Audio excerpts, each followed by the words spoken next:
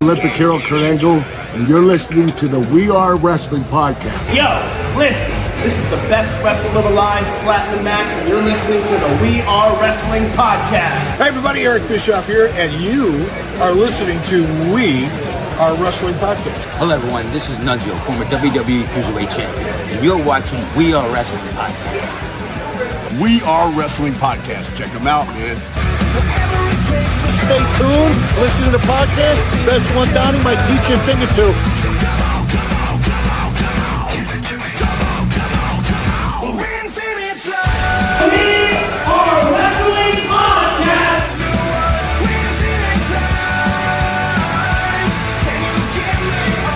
We Are Wrestling.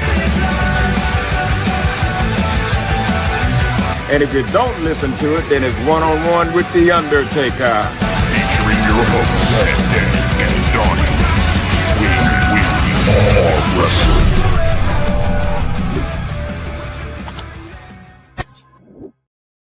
What is up? We are Wrestling Maniacs out there worldwide. I'm the host with the most, Mr. We Are Wrestling himself, and still We Are Wrestling champion, the best one, Donnie, here with...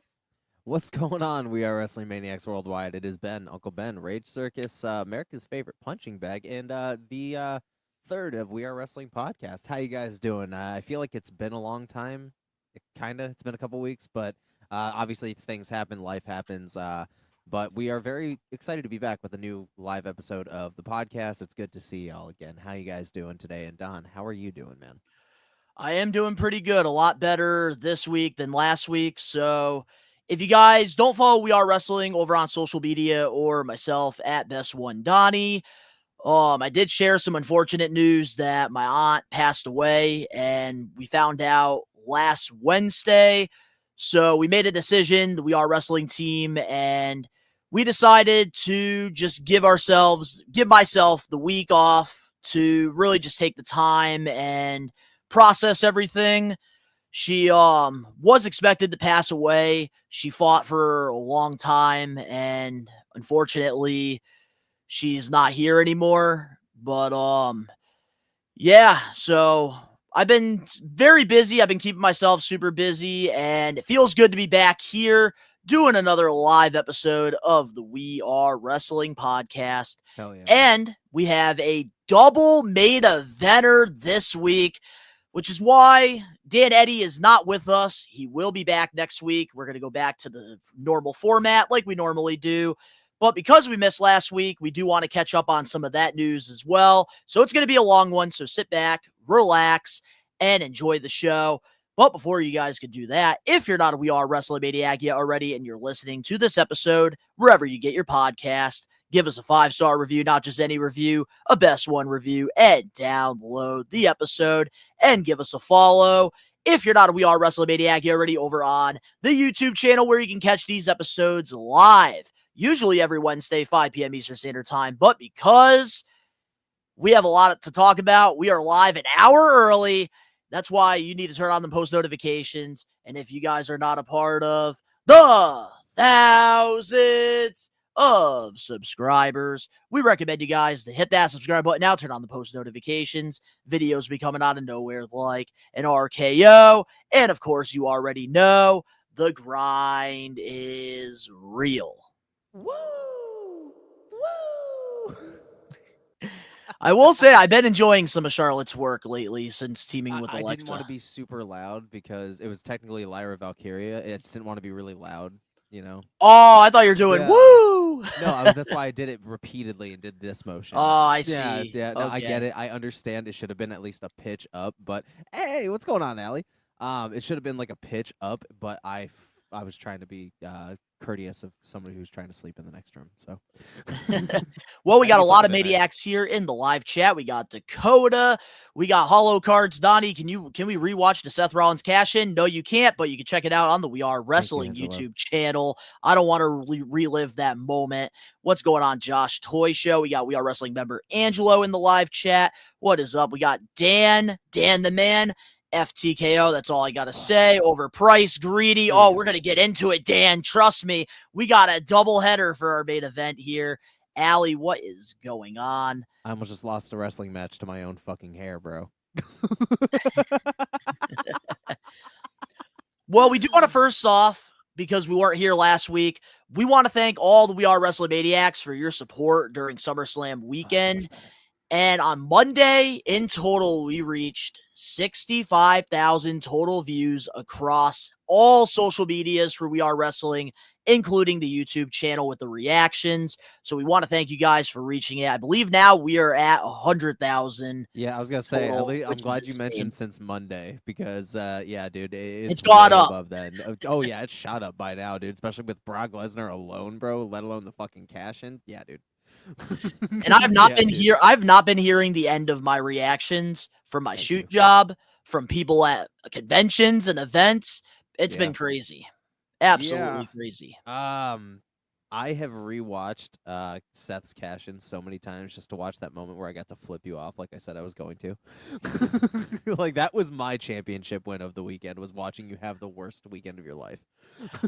And I will say this as well. Speaking of our SummerSlam watch-alongs, probably my favorite watch-alongs we have ever done here on the channel, and that includes both nights. Despite the horrible booking decisions that were done in both shows, honestly, night one was so much fun with everybody, and night two, getting that Brock Lesnar return, which we'll be talking about pretty soon. Man, I thought it was just a great overall So weekend. excited.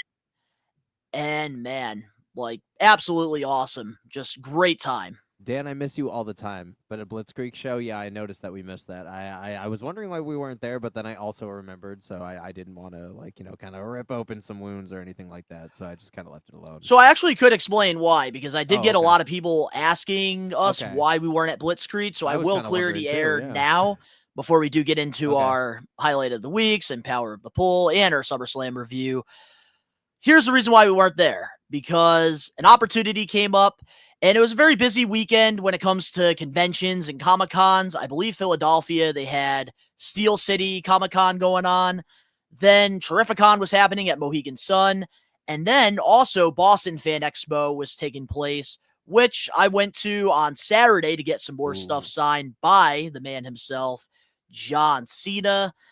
And then on Sunday, I decided to go to Kojo's Toy World because this toy store in New Bedford, Mass, they actually brought in NXT superstar All Ego Ethan Page. Oh. And that's why I didn't go to Blitzkrieg, because Fanatics and WWE wasn't running this event at Kojo's. And Ethan Page signed with WWE right away when his AEW figure came out. And I have both the rare and the standard, so I wanted to get that done.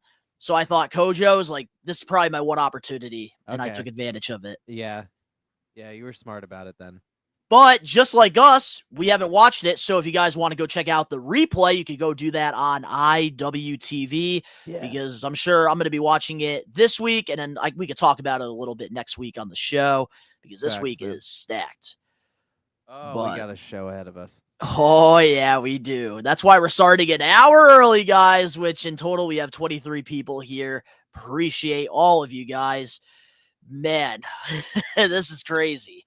All right, well, we might as well start things off with the power of the poll.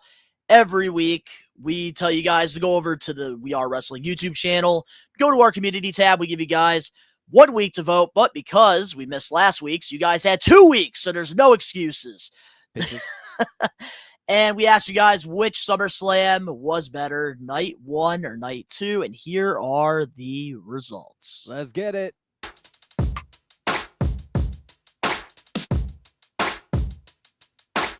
Let's get it. And night 2 wins by a landslide. 86% of you guys pick night 2, while 14% of you guys pick night 1. Do you agree with this? Yes or no, and why? So I was having a wonderful weekend. Your ass was having like the most horrible weekend you could think of. Yeah, but who got the last laugh?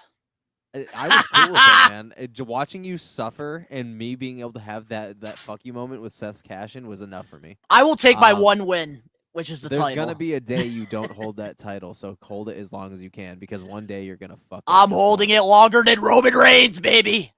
Watch that be the case. Watch it be watch the actual tribal chief fucking hold it for like 4 years, bro. Watch you just start sucking once you don't have gold to weigh you down anymore. They're gonna have to vacate the title from me. Yeah, Donnie got jumped in the parking lot at his job by some dude, some asshole in a hoodie. So I kind of disagree with it because I feel like night one was a huge fucking success on all ends. Like it was just great. And for me, it just had, I guess, the better matches. I suppose, if I'm being honest, in my preference. The whole fucking SummerSlam cooked. The entire weekend cooked, though. I will say it was phenomenal matches all the way the fuck around, even if it wasn't what you were expecting in terms of booking. However, I really fucked with it, but I have to go with night one, man. Gonna be lurking? Hell, fucking yeah, man. Yeah, dude. I kind of disagree with it, but that's kind of like for me. I think what saved night two was Brock. I think that saved night two and is what is the reason that night two is being so talked about. It wasn't really much beforehand because Yeah, but I think you're also forgetting to mention too the John Cena and Cody Rhodes match. That was a 5-star. Oh, that was a 5-star. Fucking, that's gonna be living on in the memory as much as fucking The Rock and Stone Cold at WrestleMania, dude. 100%. It's gonna live on. Like that was a phenomenal match and a hell of a fucking ending. Hell of a fucking ending. Even though I'm surprised that Cody has the title again. I'm not gonna lie. I thought Cena was gonna have it a little bit longer. I'm surprised, but I'm not upset with it. And then having Brock come out just kind of, like that just was the icing on the whole cake. So, TLC match definitely. fucking cooked, Dan. Yes, that I will say 100% cooked. I was just more of a fan of the fluidity of night one. Night one just flowed so much better, in my opinion. But night two was still really good, which is why it's kind of hard for me to kind of nail it down. But if I have to genuinely put all of my eggs down, it's night one with the honorable mention of how night two ended. Yeah, but also we got James all day here in the chat. What's going on, James? What's goody, James? So I will say I preferred night one over night two, and maybe that's because of where we were when we were watching them. Because night one, like Rod Muddy and Jordan's energy throughout that entire stream made it so much fun to watch it, and it felt like I was there. I felt like they were fucking there, and I was watching it from the Rod Muddy bringing his WWE Championship over. Rod Muddy, man.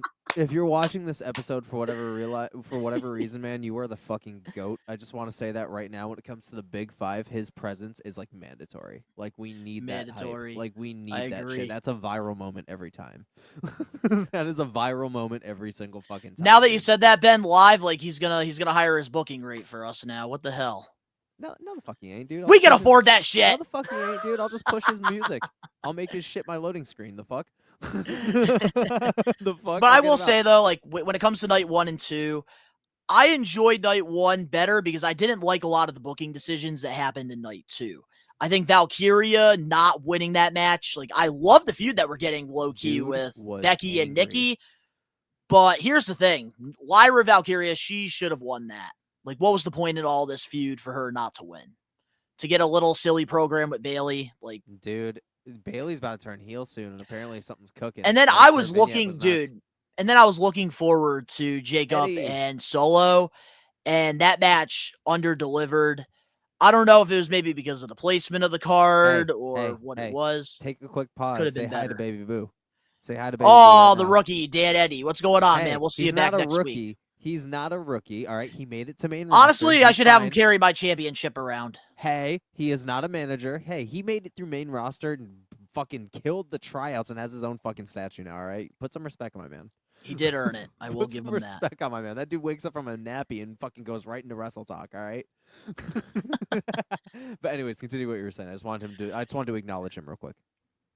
But, like, exactly, like, I'm kind of sick of this MFT group. Like, I think the Bloodline stuff is just over. I think with Jacob Fatu, I just want to see him do stuff outside of it. See, that's where, again, I have to kind of, like, again, agree to disagree because I kind of like the MFT idea. I like that we're getting a slow burn with the Bloodline story and, like, where we're going to get this, like, whole civil war kind of going on. I like it. I like where we're at, you know? I think the payoff is going to be really cool either at Survivor Series or Bad Blood. I think it's going to be really fucking cool. So I would say just buckle in for now. because I think Survivor Series is going to be the culmination of Solo and Jacob, and I think Jacob's going to take it back. But I think Bad Blood is going to be the MFT versus Jacob's Bloodline. Yeah, I could see something like that happening probably. Oh, No absolutely, doubt about James. it. But I think they're going to have a huge payoff for Survivor Series. If he wins it on my birthday, dude, it's a good pay-per-view. I love that. Hell yeah. But like, I could see why people said night 2 is better, because that John Cena and Cody Rhodes match and even the TLC were next level. So like, I could totally understand. Like, I can't argue with people saying night 2, but I prefer night 1. Angelo, I agree with you there in a way. Like, Solo should not be eating pins. If anything, they should be protecting him. Like, the MFT should be protecting him, and then also, the storyline should be protecting him and making him feel less bitch-like and, a little bit more of a final boss, because you want Jacob to have some kind of adversity. If he's eating the pins, what the fuck? There's no character build there. Ooh, I like that from James all day. Jacob versus Solo, last man standing match. That would be a great like end to the feud. Give me fucking tribal combat too, though. Like, add some tribal combat into that as well. Like, Yeah, but they could do that with man. last man standing. Anything goes. No disqualification. Make it special though. Like, make it super special. Like, give me something like some kind of theme with it. Like, make it feel like it's like we're shooting shots. Like, make it feel big, bro, because I feel like both of them are capable. All right, well, Sorry, man. With night 2, defeated night 1, 86% of you guys picked That's night wild. 2 is better. And don't worry, we're back on track now. New episodes are going to be coming out every Wednesday consistently for the rest of the year. So if you guys want to go vote in our community tab over on the We Are Wrestling YouTube channel next week, we're asking you guys who has the best shooting star press. And the 4 options you have are between Billy Kidman, Ricochet, AJ Styles, and Evan Bourne, Matt Sydal. Fucker. So you guys can go vote on that. You have a whole week to think about it. So before you vote, go and watch their shooting star presses. Before let's have a good discussion. And vote on it. Can we talk about it real quick? Because do you understand how hard that is? That is so hard because, look, not all of them are the prettiest, but some have looked fucking clean, bro. So that is going to be a hard one. If you ain't struggling during that poll, you're fucking lying, because that is such a hard poll, because every single one of those dudes, minus AJ now in his older age, and obviously if he, he's a lot bigger now, so he can barely, do shit like that at a, advanced stage of your career. I'm not calling him fucking old, but obviously it comes to show he does not really do it like that anymore. But when it was fucking clean. So again, man, this is one of those things that it's going to be hard as fuck. So bring your A game and explain why next week. Not Lesnar. See, Brock Lesnar shooting star press almost killed him. Here's the thing, though.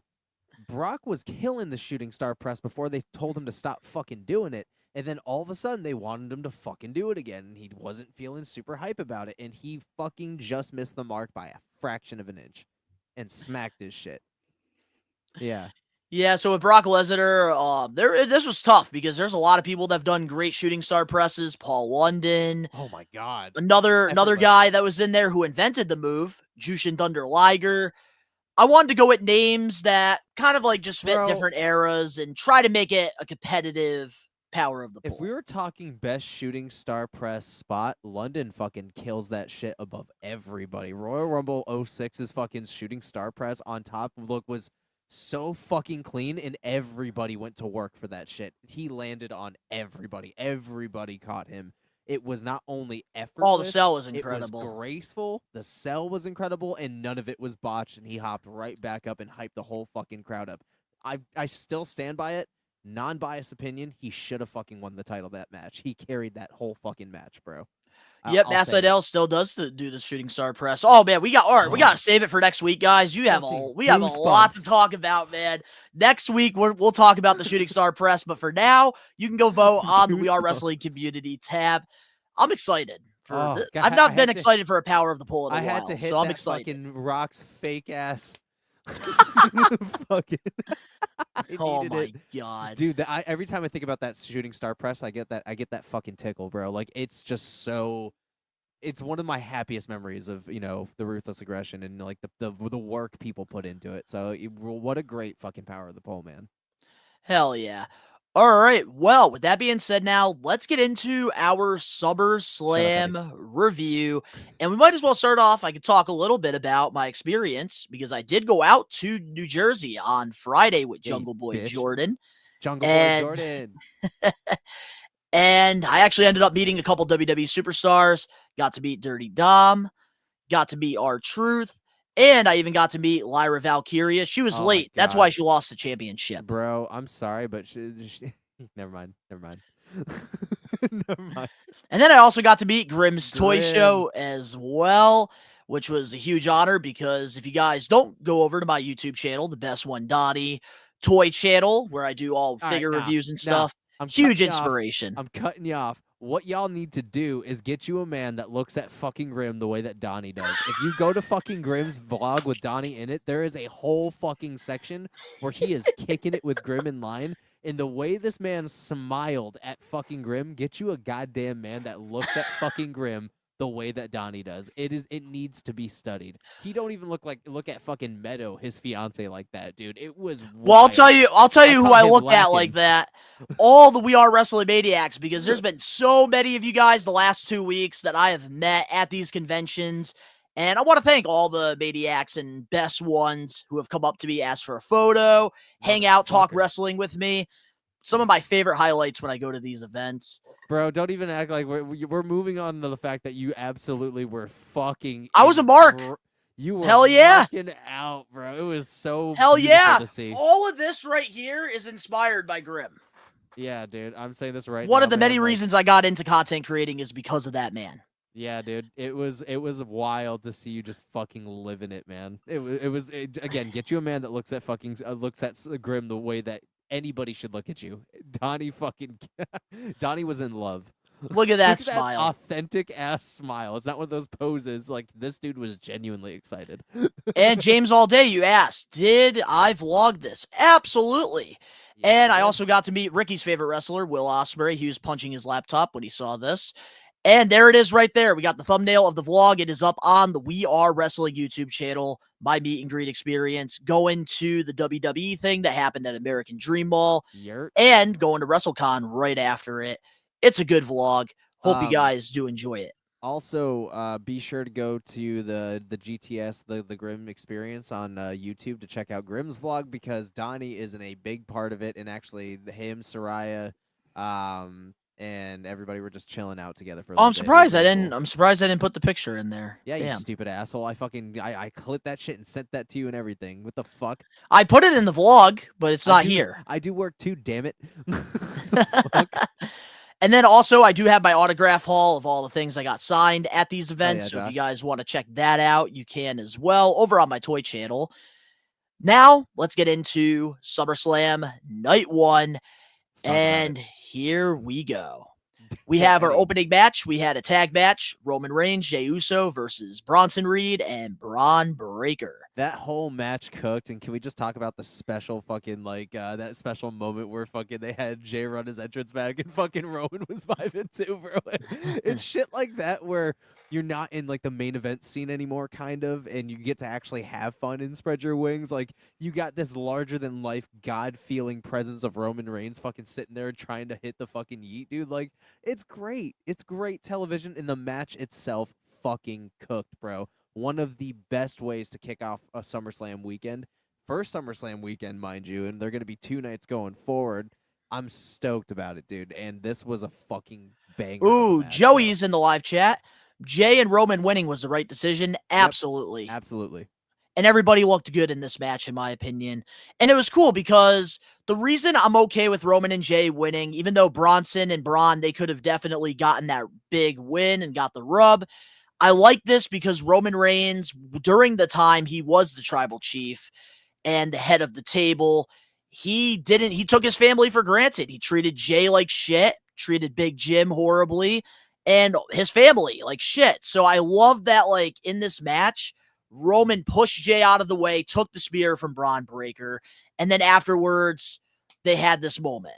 Bro, like, it showed a lot of character. It showed a lot of growth in Roman Reigns' character. And man, like it's his way of giving back for everything, and like him kind of rebuilding all of those bridges again. And I think like we never really kind of put that into perspective that that's kind of the storyline that Roman's on, is kind of writing everything that he did Redemption wrong. arc. It's his redemption arc, and they're doing it in such a graceful and like nuanced way where he's like, teaming with his family members and helping them overcome their, shit to get their achievements.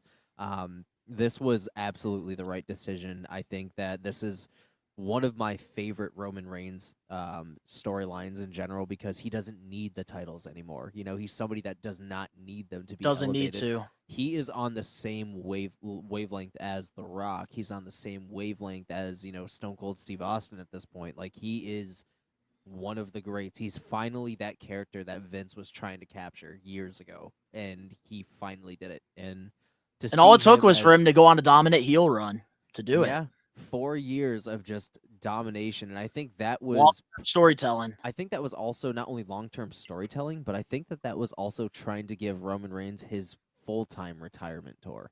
Like, I think that was kind of all right, we're going to give you as much Roman as we possibly can because he is entering the stage of his career where he's not going to be around as much anymore because he is doing other things and he's getting into an advanced stage of his career.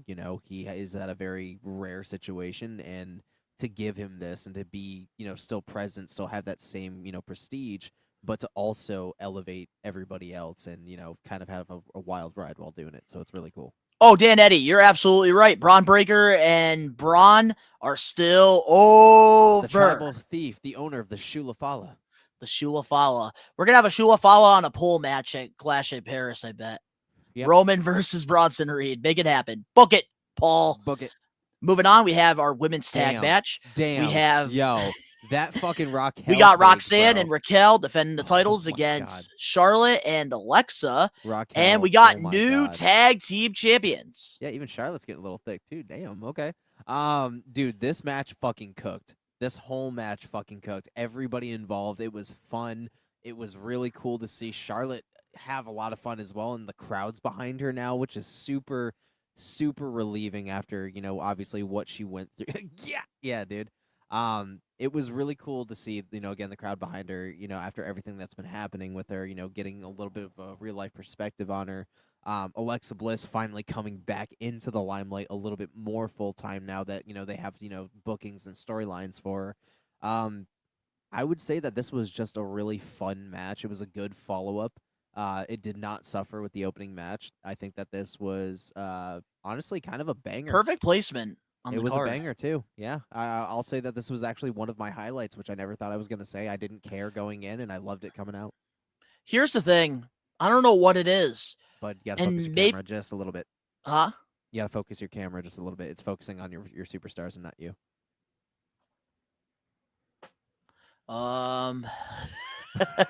Anything can happen when you're live, folks. Anything can happen when you're live. Well, I'll let you. There we go. Okay.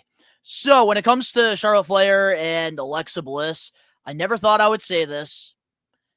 And maybe this is something I'm learning with Charlotte Flair because I couldn't stand her for the longest freaking time possible.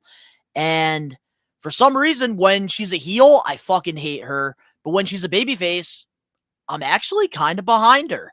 And I like what they're doing here with her and Alexa Bliss. I think that they have a great chemistry. I think Charlotte not going for a world championship and actually doing something with like the tag belts with somebody who's established like Alexa. I like it. I really like this tag team a lot.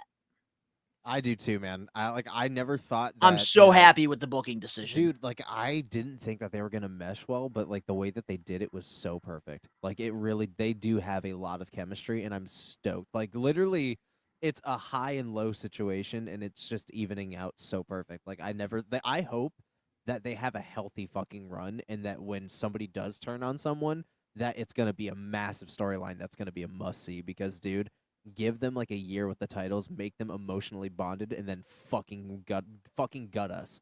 Fucking gut us. Oh, Joey said it best here. Alexa Bliss made Charlotte Flair likable. 1,000% agree.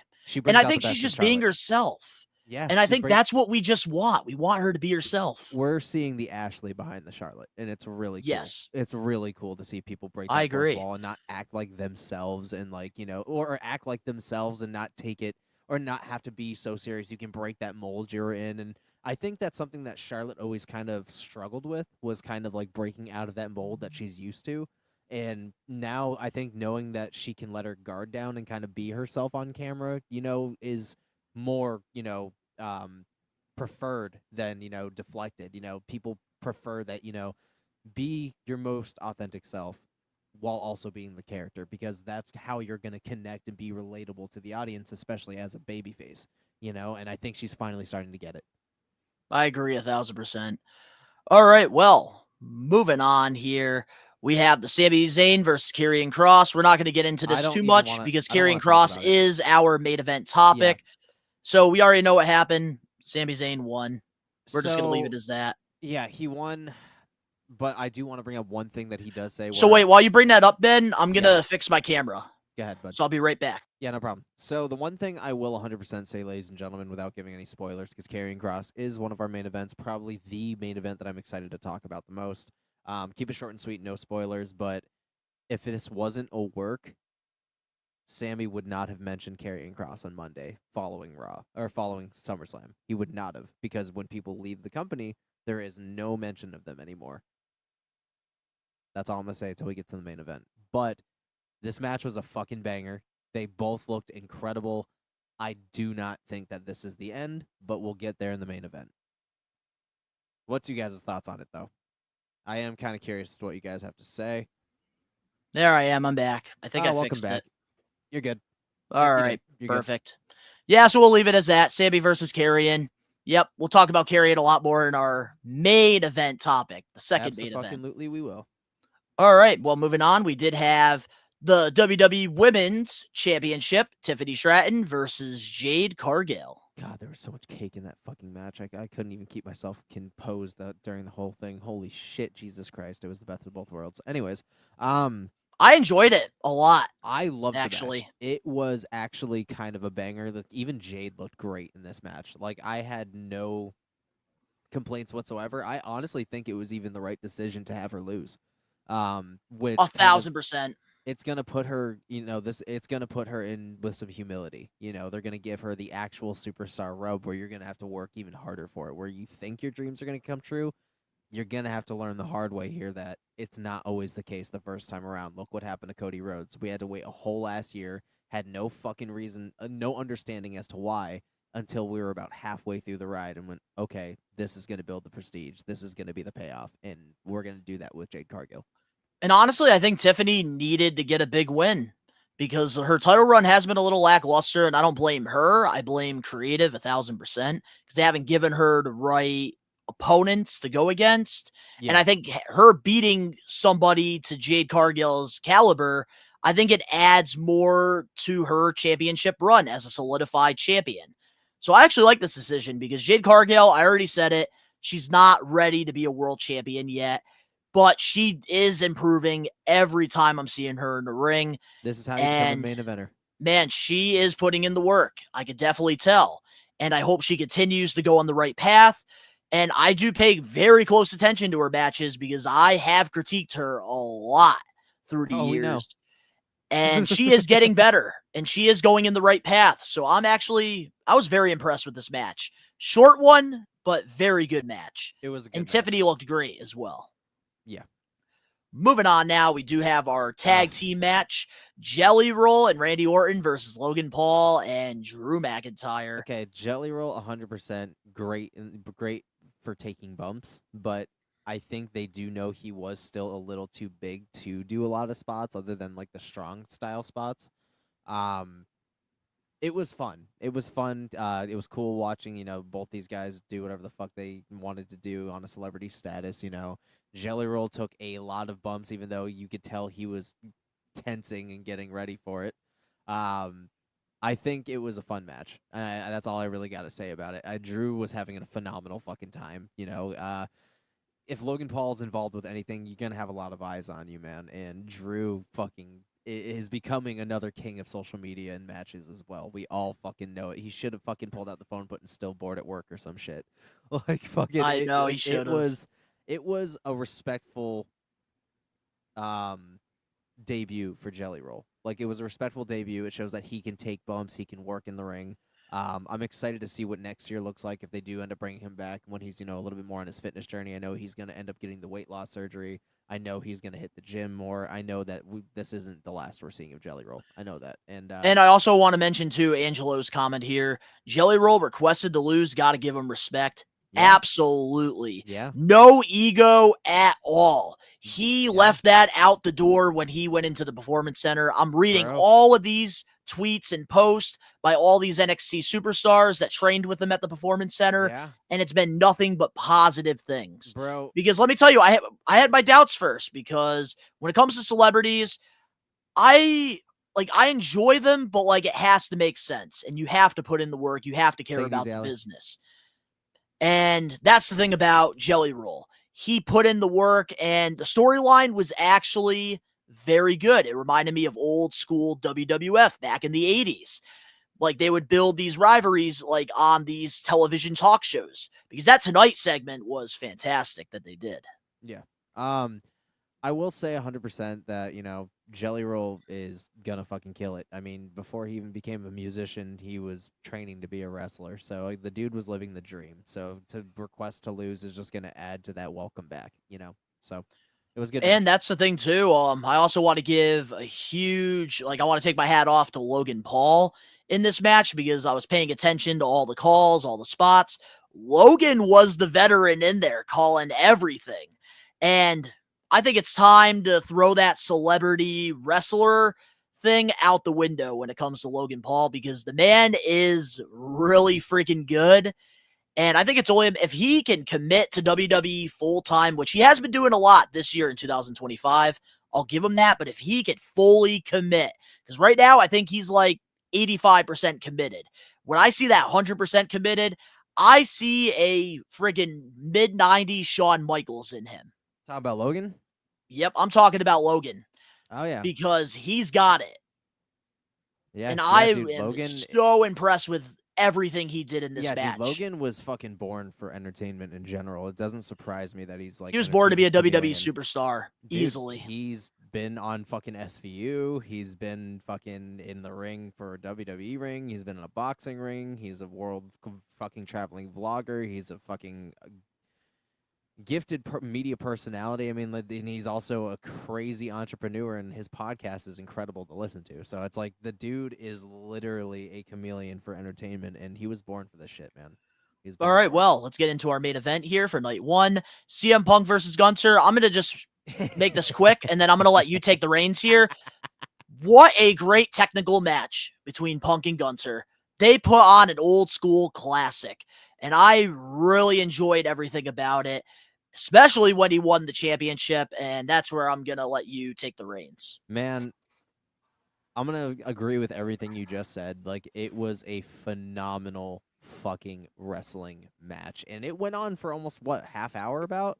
It was a long fucking match, and for anybody to just call him Fragile Phil, anybody that says he can't fucking hang, that he's old and washed up, watch this fucking match and tell me different. Watch this fucking match and say that same shit, bro. He's already had a line of 5 stars since he's been back. This one was at one of the tippity tops of probably in my top 5 since he's been back. This was one of the best matches that CM Punk honestly has ever been attached to. This was phenomenal. It's very rare that nowadays that at some point during a match I get bored if it's drawn out for too long. I was in it for every single second. It was magic. And 2 students of the game. What a fucking send-off for Gunther to take some time off, get his nose surgery, obviously, heal, all that shit. I will say they did a really good job writing him off of TV. They did. They gave him color, and I love it. They Loved did an amazing job. Then comes the fun part. First time in obviously well over a decade, CM Punk wins main event world title gold. That would have looked beautiful around his waist had he actually got somewhat of a lengthy run. CM Punk as a world champion long-term needs to happen again very soon. I think that is going to be the payoff. I think eventually he is going to win it from Seth, even if it is WrestleMania. I hope. I think that CM Punk is going to win this Rumble. I think that if just hear me out. I'm just making a quick prediction. Wait, before you make your quick prediction, Angelo, I better not see a fucking comment saying Sami Zayn's going to be the one. Don't even write You're it. delusional if you think that. All right, you Anyways, can continue. I'm not having it with Sami Zayn today. Sami Zayn is not ever winning a world title and having a healthy run. It's not Even though it's not his fault Karrion left, but I'm gonna It's I'm gonna not. put some of my blame on him. Yeah, you need somewhere to focus blame. I get it. Then comes the unfortunate part. Well, the unfortunate part for you that I knew was happening. Seth decided to pull the greatest heist part 2, but this time he decided to drag it out a little bit and legitimately sold an injury all across social media, at home, having to lie to his own daughter with having a fucking cast on his shit to have her believe it. And he came out and he stole it. He stole it and recreated the iconic on the fucking stage, spin the title around. What, a decade fucking later. Literally, 2015 is when the first heist of the century took place. 2025 is when he did it again. And Donnie had to watch it happen twice. Oh, God, this is going to be great. You could tell I'm still very, very happy about this, ladies and gentlemen. He now holds the shortest title reign record, beating McIntyre by about 6 seconds. Wow. McIntyre must be fucking loving those numbers. I'm surprised he hasn't posted those numbers. He probably did. Well, we all know that he pays attention to numbers. It's him and Rhea Ripley's ass that's trending all the time. Well, also too, Drew McIntyre posted like a meme of like him and Jeff Hardy dancing because Hardy cashed in on, or CM Punk cashed in on Hardy, I believe, years back. So it was like a whole like meme that like went on. Yeah. But Seth Rollins is our new champion, and I hope that again this does give CM Punk the payoff. But I feel like it's going to be either CM Punk or Braun Breaker. And those are the only two people that I'm okay taking that title off of Seth. I don't want Braun yet. He's ready. I don't want him yet. I don't know, man. I don't know yet. I don't want it to be Roman. No, Roman absolutely not. He doesn't need a title. All right, well, let's get into night 2 of SummerSlam. And here we go.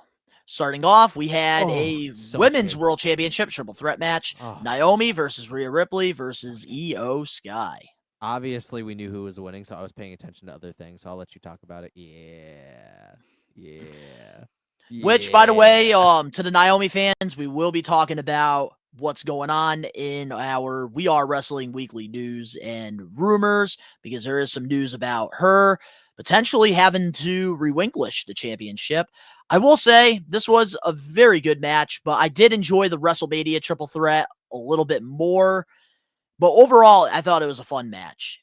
I always love seeing Io and Rhea going at it. Naomi, she is on the run of her life right now.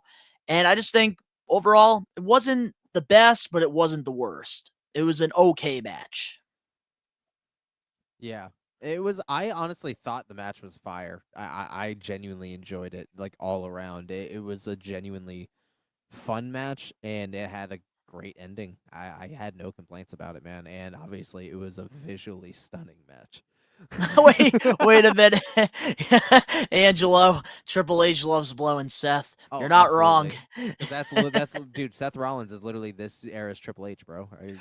Well, moving on now to our next match we have is the TLC match. We got some appearances by the Dudleys and the Hardy Boys in the crowd, which, man, this TLC match was fantastic.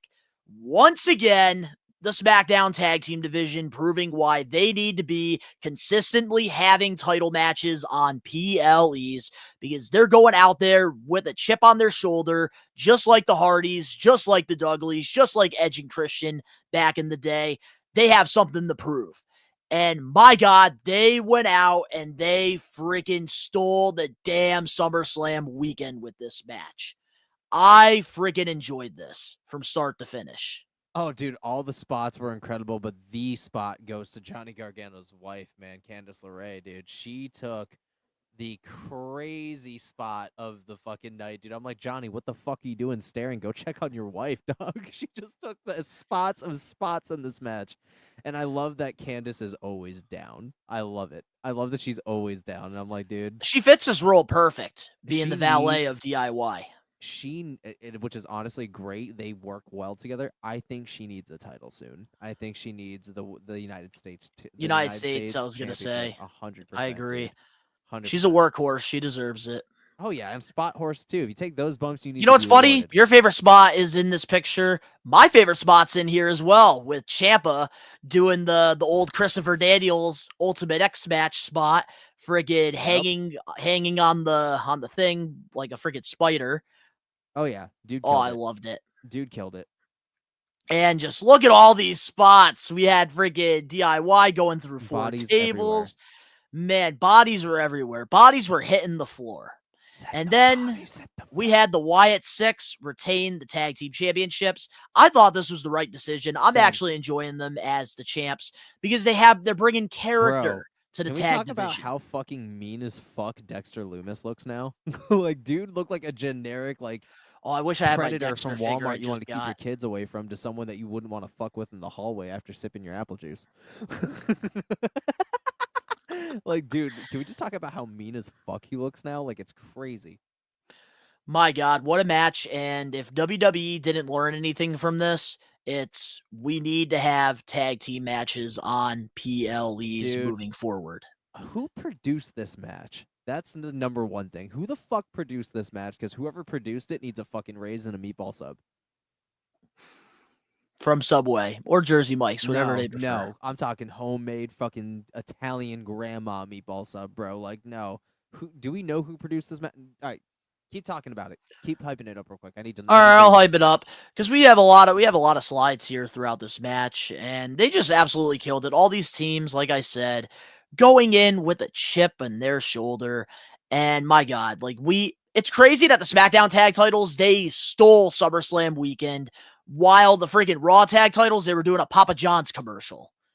Man, they really need to step up with the Raw tag titles. Like, if I'm WWE, personally, I would be giving the Raw tag titles to Bronson Reed and Braun Breaker. I think that the Vision need to have all the titles if you want to make this faction serious, legitimate. We need to get the titles on them, and we need to do something because the SmackDown tag division, even the people that aren't even on this match, like Pretty Deadly with Garza and Humberto, like, they're so stacked, their tag division. Like, man, that Raw needs to step up ASAP. But moving on to our next match here on the card. It doesn't say who did it. So, are we going to talk about the matches set for Clash in Paris? Yes, we are after this. All right, let's go. All right, well, moving on. We do have the Becky Lynch versus Lyra Valkyria match, and Bayley cost Lyra Valkyria by accident, and Becky Lynch retained the Intercontinental Championship. Rebecca Quinn. Lyra cannot fucking challenge Becky at all while she's champion. I don't understand this unless Valkyria is going to be going for the women's world title, which I don't think she's ready for. I think Bayley's going to take it, and I don't then understand. It's going to be Bayley versus Lyra, and Lyra's going to take it back. Well, right now that can't happen because Becky Lynch is feuding with Nikki Bella, which I will say that segment was very good last week. Too, yeah, that was good. But I still think wrong decision. Gotcha, same. Moving on, we have a steel cage match. We have Jacob Fatu versus Solo Sikoa. Fucking stupid the way it ended. Lackluster. I thought the match was going to be better, but yeah, no. Fucking Jacob. I don't know. The moonsault at the end, like in the match. Yeah, then like after the match, like he's beating up the people. I don't understand it. But Solo retained the belt. That definitely shocked a lot of us. Yeah. Definitely shocked me. And then moving on, we did have AJ Styles versus Dirty Dom. Loved everything about this match. The attires. I enjoyed even like the old school Dom had Kurt Angle and Eddie Guerrero WrestleMania 20 spot. Dom had no clue any of this was happening. He had no clue that he was going to wear any of the fucking Eddie shit. He had no idea about the lowrider. Like, literally everything that you saw Dom react to was authentic. He had no fucking clue any of that was happening. No idea at all. Yep, and that's the best way to do it. But Dirty Dom ended up retaining the title, which honestly, for me, I don't care that much. Like, if AJ won, I would have been happy. Dirty Dom winning, I'm not mad at it. I'm not mad because I guess they do have some big plans for him. He's building Yep. prestige too. And they're actually giving him a legitimate title run, which I didn't think was going to happen. He Same won with Solo. He won a singles match against AJ Styles in a fucking very Eddie Guerrero fashion. That is a privilege and an honor, bro. Loved it. That is an honor. And then we got our main event, Cody Rhodes, John Cena. Dave Meltzer gave it a 5-star, which I do want to throw a little fact out. Cena's only had 2 5-star matches from Meltzer. This match right here and Money in the Bank with CM Punk back in the day. Yep, I would have to agree with him here. This was a I do 5-star too. classic. This was What a all match. the way down to him coming up the little Cody lift, the little Rhodes lift. That was a This- really awesome spot. We got the John Cena back for a night, bro. Like, it looked like John Cena had never left for Hollywood during this match, bro. Like, he picked up John right where he Cena. left off. It was magic. Absolutely. I think that was also another reason for the heel turn, I feel like, was to kind of let him pump the brakes for half of it, for half of his retirement run, and then he can just go full speed to the end. Like, he can literally just reserve the energy till halfway. I And it don't think makes so. sense. I do, in a way, that might be part of it, because the dude is moving like he hasn't. And if you look at the matches before, He just didn't know other how to than work as a Randy, heel. That's what happened. bro, he had no gas exhausting for. But you any of can't the blame matches. him for not knowing how to work as a heel. The Bro, dude I'm has been the talking face about, of the bro, franchise. I'm talking about before he even turned heel, he was running very low on fumes. He was not exerting any gas. It did kind of give him the boot in the ass, I think. You're right. I'll give you that. I think that in the heel run, like, if you're gonna do the exact opposite of what John Cena does, he's not gonna work as hard, and he didn't, which reserves energy. And now he's going full speed, and look how beautiful that match was. Best match he's been in the last fucking 7 years. I'm telling you this right now. Cody Rhodes was his best match in 7 years, at least. 1,000% agree with you on that. Like, Cody Rhodes winning the match, I think definitely the right decision, because I think John Cena now, we need to really enjoy the retirement tour. I will say it was cool seeing him as a heel. Like, I enjoyed the promos, but the storylines weren't there. And I blame 2 people for this not working. Triple H and The Rock. The Rock and Travis Scott. Oh, easily. Whoops. Sorry. Also Triple H too, because he should have known. Like, they should have freaking had The Rock show up at Mania, not freaking Elimination Chamber. I don't understand it.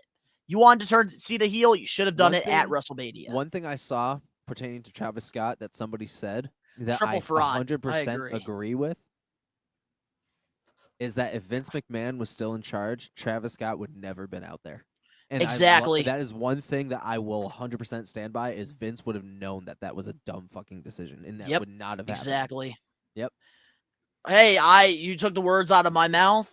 Yep. And I stand by it. So I'll take the heat with you, pal. Yeah. I'll take the heat with you. I'll take that shit too.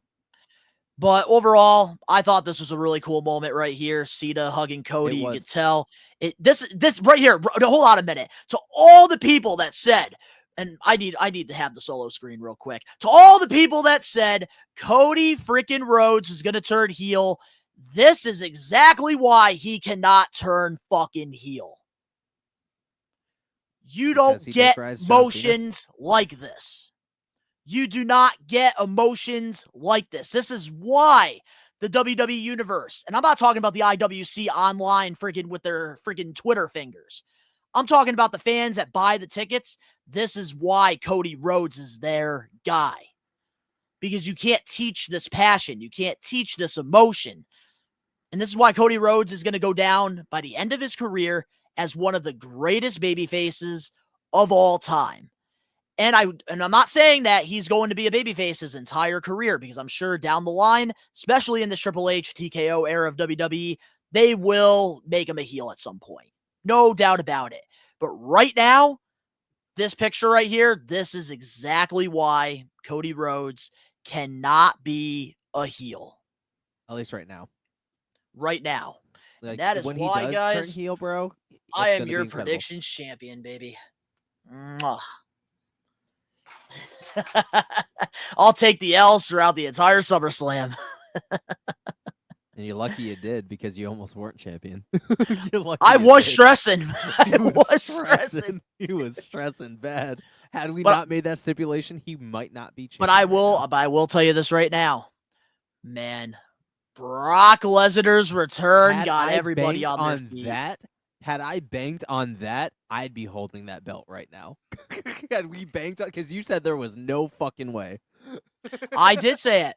The one person, though, I will give credit to this entire weekend, including on the way to Jersey on Friday, who was saying, Jungle Boy Jordan, all weekend long, he was saying Brock Lesnar is going to show up. And even in the car on the way to WrestleCon, I was like, dude, that's not happening, bro. I've been saying it for fucking months.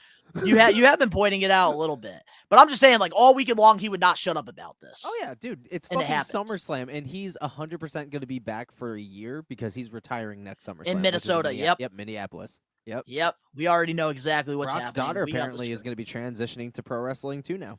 I'm ready for that. I can't wait. Her and Bailey Humphrey, they're going to be a tag team. Watch. I just hate that she looks so much like Brock because she has body karate going on, and I get confused. All right. Well, SummerSlam overall was Switch. a great weekend. And if you guys want to rewatch the live watch along, it is up on the We Are Wrestling YouTube channel and the Seth Rollins Cash-In, which I'm not going to recommend you to watch it, but you can go check me out, freaking out.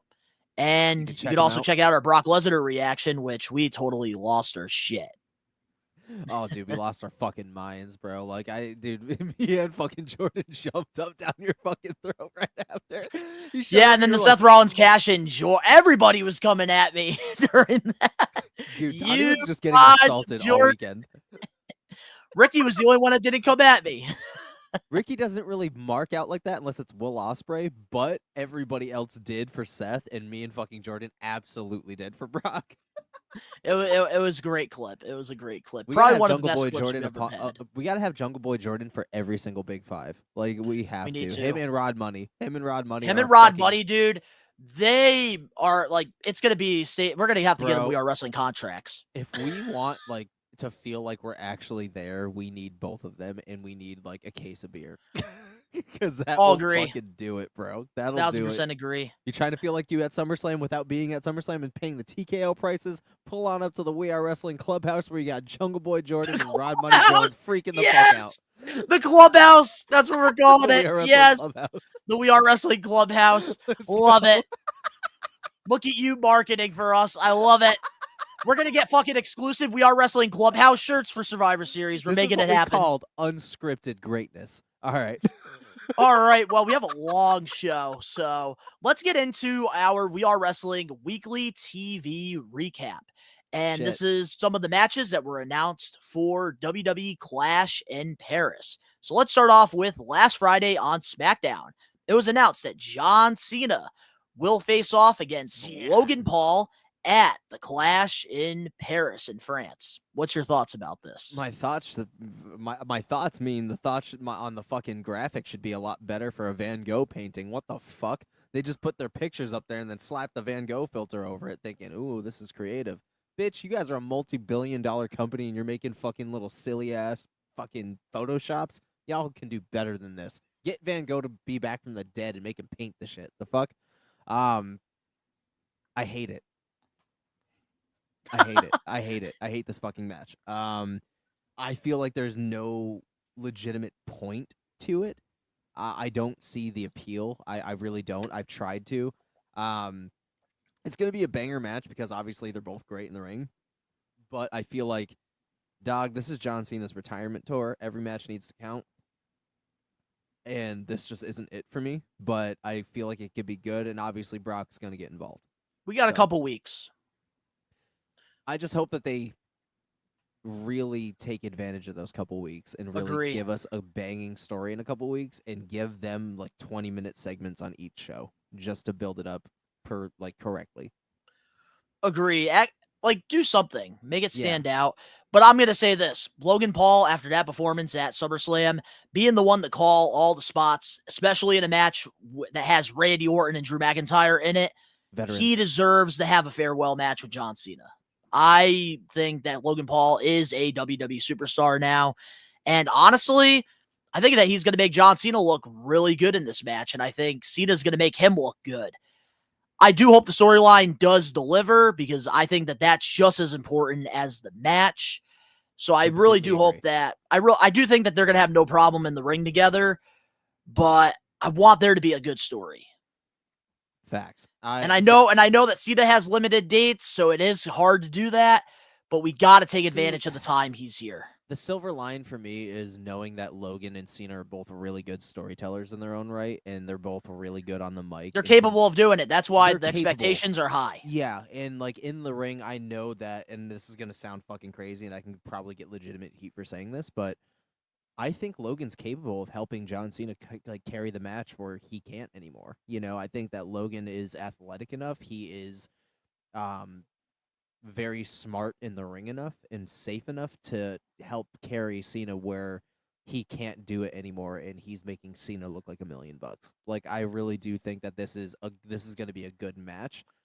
I just wish I was more excited, but they do, like you said, they do have a couple. And I think Logan earned it. I think Logan earned this.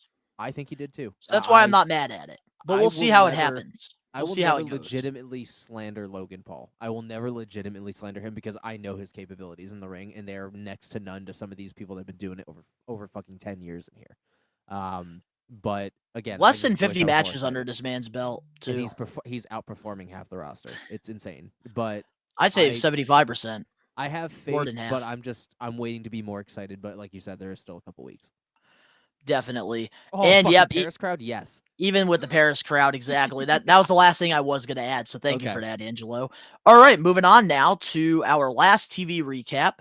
This past Monday on Raw, it was announced that Seth Rollins will defend the world title at Clash in Paris against CM Punk, Jey Uso, and LA Knight. What's your thoughts on this? This fucking match is gonna bang so hard. I don't know why Jey Uso is a part of it. That feels. I wish it was triple threat.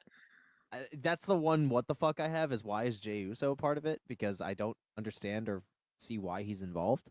But cool. I guess just another dude in the match.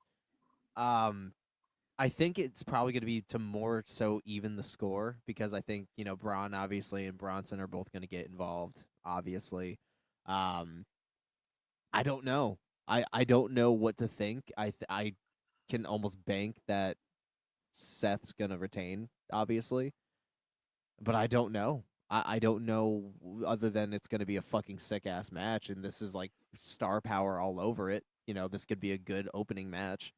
I hope it opens because that's gonna set the whole tone for the whole fucking pay-per-view, bro. That's gonna be a massive, massive tone. I don't know, man. I think that we're in for a treat, but we all know how it's gonna end. See, I like that LA Knight is in this match because he beat Seth Rollins at Saturday Night Main Event. CM Punk, I like that he's in this match because he just won the World Championship against Gunter, and Seth Rollins cost them. Yeah, and also with LA Knight, don't forget, CM Punk fucked him out of winning the world title. Exactly. So that is another reason why he is 100%. That's why I qualified. think it should have been triple threat. Yes, I don't. How did Jay get in the match? I didn't. Maybe because he never got a rematch clause. Maybe. It just feels so fucking random. Somebody want to correct us in the chat that did see the segment. Jay is in it to eat the pin, so LA doesn't have to. Facts. I hope he eats the pin and not LA, because Jay is fucking over as fuck. Regardless, there's nothing that's gonna hurt his star power. LA needs the rub. He needs to get projectiled and needs to be. There's only one way that Jey Uso would get hurt. There's only one way that he will never be over again. Is if you take the words "ye" out of his mouth and you chop both his hands off so he can't do this. Oh, and you change his theme song and put him back with his brother. Yep. Yep. All right. Well, before we get into our first main event topic, because we have two main eventers this week, I do want to talk about some of the topics that we are going to be talking about, let you guys know what the lineup is going to be like. And we're going to be talking about some AEW stuff throughout the show during our weekly news and rumors. MJF and the Hurt Syndicate, Wardlow possibly coming back, Naomi being sidelined and having to potentially vacate the title, Kyle Fletcher and Matt Menard re-signing with AEW, Asuka potentially turning heel, and WWE counter-programming AEW yet again, Saturday, September 20th. And then, of course, our two main event topics, which our first one we'll be talking about is Brock Lesnar, and our second one will be the hottest thing everybody's talking about, still number one trending on Twitter, Karrion Kross. And we're Motherfucker, going I to wish talk you brought about those all of fucking- it this week on this stacked episode of the We Are Wrestling podcast, one of our longer episodes. And man, a lot of shit has been happening since SummerSlam. Yeah. So here we go. And we're going to start off, since we talked about Brock Lesnar's return during our review, we might as well start off with Brock Lesnar is back in WWE. And there's lots of people happy about it, but there's also people that are bringing up the allegations. And we are a wrestling podcast, so we do have to talk about all of it. And I have it all right here in the script. So this might be a few minutes, Ben. So I hope you have your listening ears on. And the Maniacs, I hope that you're listening as well. So here we go. So here are some of the facts. Sorry, that was a two-parter. Nah, you're good, man. So, one thing that was mentioned was John Cena wanted to work with Brock Lesnar on his retirement tour. That was a request that he had. Also, according to the Wrestling Observer newsletter, Brock Lesnar was fully paid during his hiatus. So, the time that he was gone from that Cody Rhodes match at SummerSlam, he was getting paid, according to Wrestling Observer. And we do have some allegation stuff to talk about here. So, according to the Wrestling Observer newsletter, Nick Khan's attitude as a general rule is that unless there is a criminal conviction, it's not an issue. So pretty much innocent until proven guilty. Because Brock Lesnar's name was mentioned in the Janelle Grant, Vince McMahon allegations that happened. And Triple H speaks on dealing with the fallout of the sexual assault and trafficking lawsuit against Vince McMahon and the WWE. And he recently said this: all we could do is move forward for us as a company and creative. And allegations are allegations, right? It's a complicated relationship for anybody in life. Nobody's perfect, but accusations are made, and that's a whole legal thing separate from what we do. So before we do get into WWE side and Janelle Grant's side of the whole Brock Lesnar situation, what's your thoughts on Triple H's opinion? So I don't want to get crucified for this. Well, I just want to say real quick, I will put the disclaimer, this is all very sensitive subject to talk about because sexual assault, sex trafficking is not okay at all. Not. No, fuck no, it's not. It's right next to pedophilia for me. Exactly, and Fuck that's no. not okay. So we want to put that out there too. Yeah. I could probably get crucified for this, but I'm gonna say it because it's my opinion.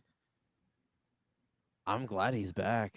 I'm glad that he's back because here's something that needs to be said and needs to be repeated because I think a lot of people fucking forget this and it's become this thing that just doesn't exist anymore, but here's why I love that he's back. There's something called innocent till proven guilty, y'all. There's something called innocent till proven guilty, and how many times over the last 10 years have people, not even just men, gone to prison or have gotten things stripped from them before a final verdict was reached, whether or not they did these things or the involvement was what they were saying. I don't condone anything that was done. I don't condone anybody's behavior. I don't condone any negative thing that happened to this individual. But if he was cleared through TKO lawyers and there is no legal thing stopping him from being back, it was obviously thoroughly discussed before it happened, and everybody was in agreement. One thing I will 100% say was wrong was he should not have been getting paid while the investigation was ongoing. I feel like that was definitely the wrong move to make, especially the astronomical amount of money they pay him. Until something's done, until they find him legitimately guilty and then something abruptly ends and he's just gone, it's best not to involve yourself in something that has nothing to do with you, that is being handled by the professionals. Exactly. Obviously, if you heard that building, not many people are focusing on that right now. People are focusing on Cena's ending. People are focusing on these larger-than-life characters. We're not discrediting or forgetting anything he's done or may not have done. But it was cleared for a reason. And the right parties were in agreement, and he's back on our screens. And just, it is what it is. And at the end of the day, if you can't control it and you don't agree with it, just turn it off or change the channel. That's really exactly, and that's where I want to kind of tag where we're at. myself in. Go ahead, bro. Like, that's the thing. Like, if you don't like WWE bringing back Brock Lesnar, there's plenty of wrestling to watch. You have AEW, you have TNA, you have New Japan Pro Wrestling, you have independent wrestling companies that you can go out and support if you don't agree with WWE bringing back Brock Lesnar. But I will say this, innocent until proven guilty. I do agree with what you said, Ben. I think it was well said. And just my opinion in general about this, Brock Lesnar isn't the one that's facing these criminal charges. It's Vince McMahon, and it was John Laurinaitis until recently with the whole plea deal with Janelle Grant's side, who's involved. The thing that was mentioned with Brock Lesnar that I think a lot of people are forgetting is pretty much the situation was WWE, Vince McMahon was trying to re-sign Brock Lesnar back to WWE. And Vince McMahon, the fucked up individual, tried to convince Brock Lesnar to re-sign with WWE. And one of those things was using Janelle Grant for sexual activities for Brock Lesnar. And Brock Lesnar, there was supposed to be a plan where he was supposed to go see her, but then I guess something came up with like a snowstorm or something. And I think that was Brock Lesnar's way of not doing he didn't want to do anything with Janelle Grant. I think that Brock Lesnar wasn't Sable, comfortable. bro. And Brock Lesnar's a husband to Sable, his wife. He has a family. And Brock Lesnar, I can't, he's very reserved. The man doesn't have a lot of friends. He stays literally in his farm. I'm also I don't think Brock Lesnar, I just want to say real quick, I don't think Brock Lesnar was comfortable, and that's why he came up with the excuse that there was a storm happening, and that's why he didn't go, because he probably didn't want to tell Vince, I don't feel comfortable doing it, because you know how Vince is. He'll take fucking whatever from you. Yeah. And Brock just, these are just my assumptions. I don't condone cheating of any kind, including texting. I don't Same even here. think Brock texted her. I think he was just talking to Vince. The things he was saying was kind of vulgar, but he didn't say that, oh, I'm going to do these things, or, oh, he was involved. He was technically involved, but it was more by association than anything, because he was just talking to Vince about things that he would do, but he never said he was going to do them. He never texted Janelle, from what I've seen, or else it would have surfaced by now that he was in contact with her. I think Brock was a third party, but did not have really any actual involvement. He was just talking. I could be completely wrong, but if he had actual contact with Janelle Grant, we would have known this by now. He was just involved by association. However, Johnny Ace is a different story, but we're not talking about him. Exactly. But it's not that about is a him right now. completely different level. It's a completely different level. Johnny Ace was fucking completely involved, and on top of it, his fucking wife had cancer, you sick fuck. And your daughters are fucking the Bella twins. You're an idiot. You're a fucking idiot. Well, I don't even think they're married anymore. No, they're not. Yep, she finally divorced his ass. Oh, he's got nothing. But regardless, it was not on that direct level of involvement. It does not make it right, and I'm not saying that at all, but that is why Brock's back. That is why Brock's back. Is the fine line, if we're looking at it in unblurred view, it was not that type of involvement to condone him from getting everything stripped, considering he did not really have a lot of involvement at all. It was Vince McMahon trying to be one of the boys, because that's something he always fucking did throughout his career. He wanted to be one of the boys. So with Brock Lesnar, he was probably Brock probably didn't even fucking believe that. The best part, no, Brock 100% believed him, but Brock humored him where he didn't engage it. Yeah, that's the difference. He humored it, but did not engage. But humoring still got him a slap on the wrist, which got him pulled off TV, which got his storylines cut, but it still got him paid. And I think that's what the whole thing was. But I'm done with it, but you can give your sense if you want. No, well, I think we covered everything from that side of it. So now let's share WWE side, and then we'll share Janelle Grant's side, because we do want to make it clear both sides here, because we are covering a very sensitive topic here that you and I both don't condone whatsoever. So here's WWE's side. According to Dave Meltzer, 4 weeks ago, WWE Legal cleared him, Brock Lesnar. As far as why, I don't know, and that is something to speculate on because there's a lot of stuff. Obviously, everything relates to the Janelle Grant lawsuit, and the WWE Legal is either confident that their thing goes to attribution and Brock and Lesnar is not a factor at that point, or they're close to a settlement, and at that point, Lesnar's not a factor, or somebody that just changed a mind, and I don't know which one of those it is. I do know everyone figured it out, but I could tell you also factually that the reason they didn't do the press conference was because of this angle. So that was WWE's side of it, according to Dave Meltzer. And we did hear from Janelle Grant's side as well, because they did address the whole Brock Lesnar return.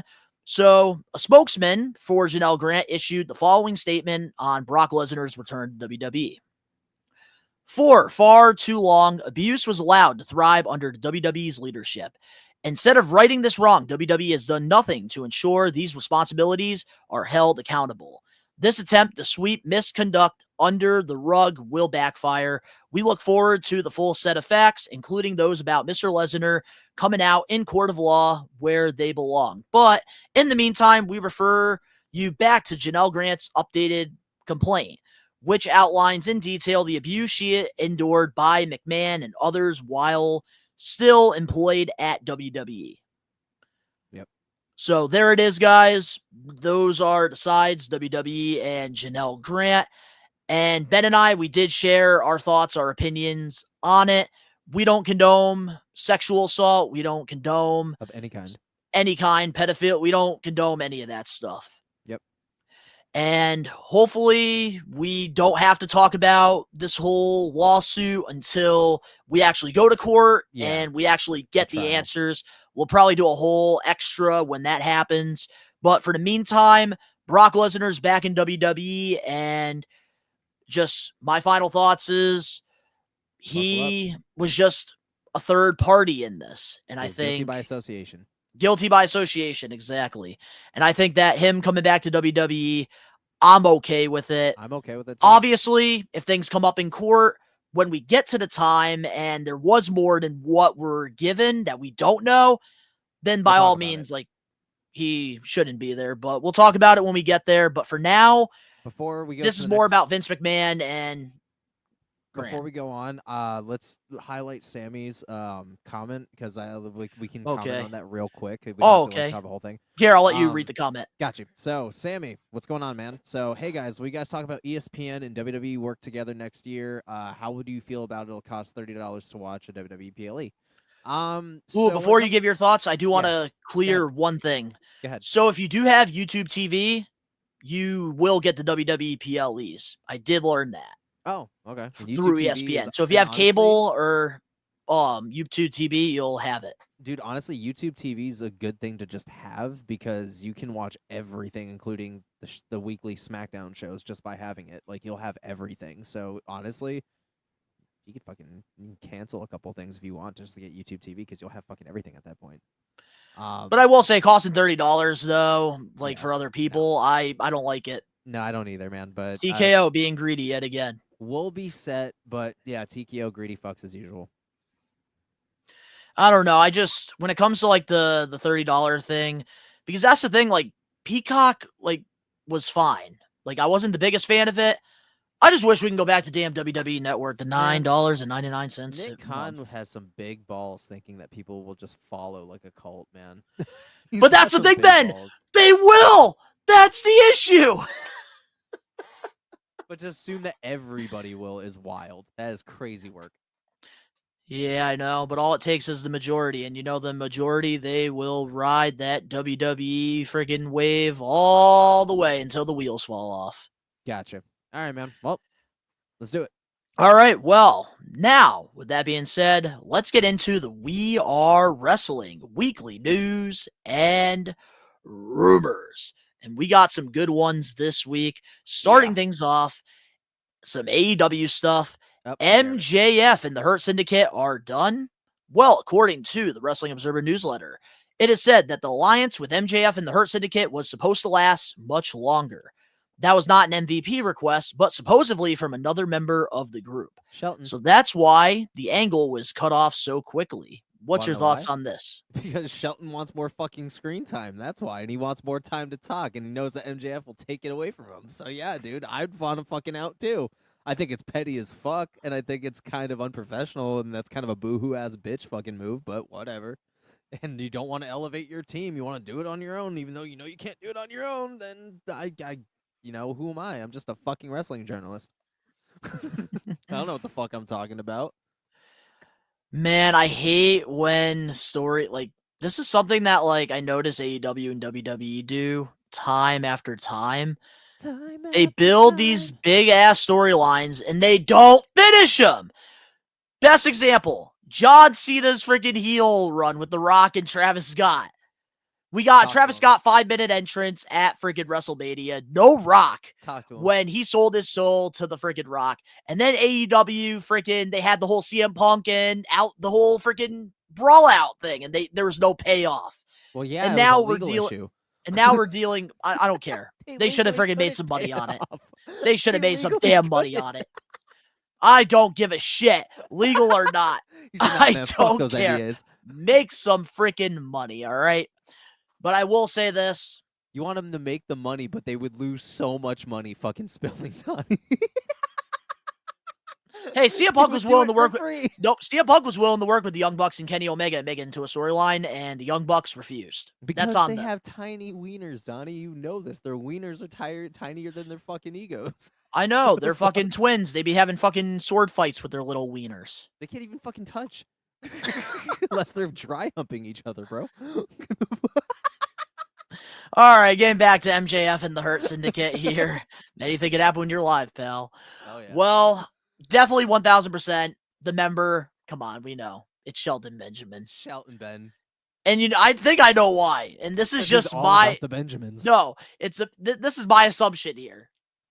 I think the reason why Shelton Benjamin probably was done he didn't want this to be a long thing was because MJF is friends with Max Caster.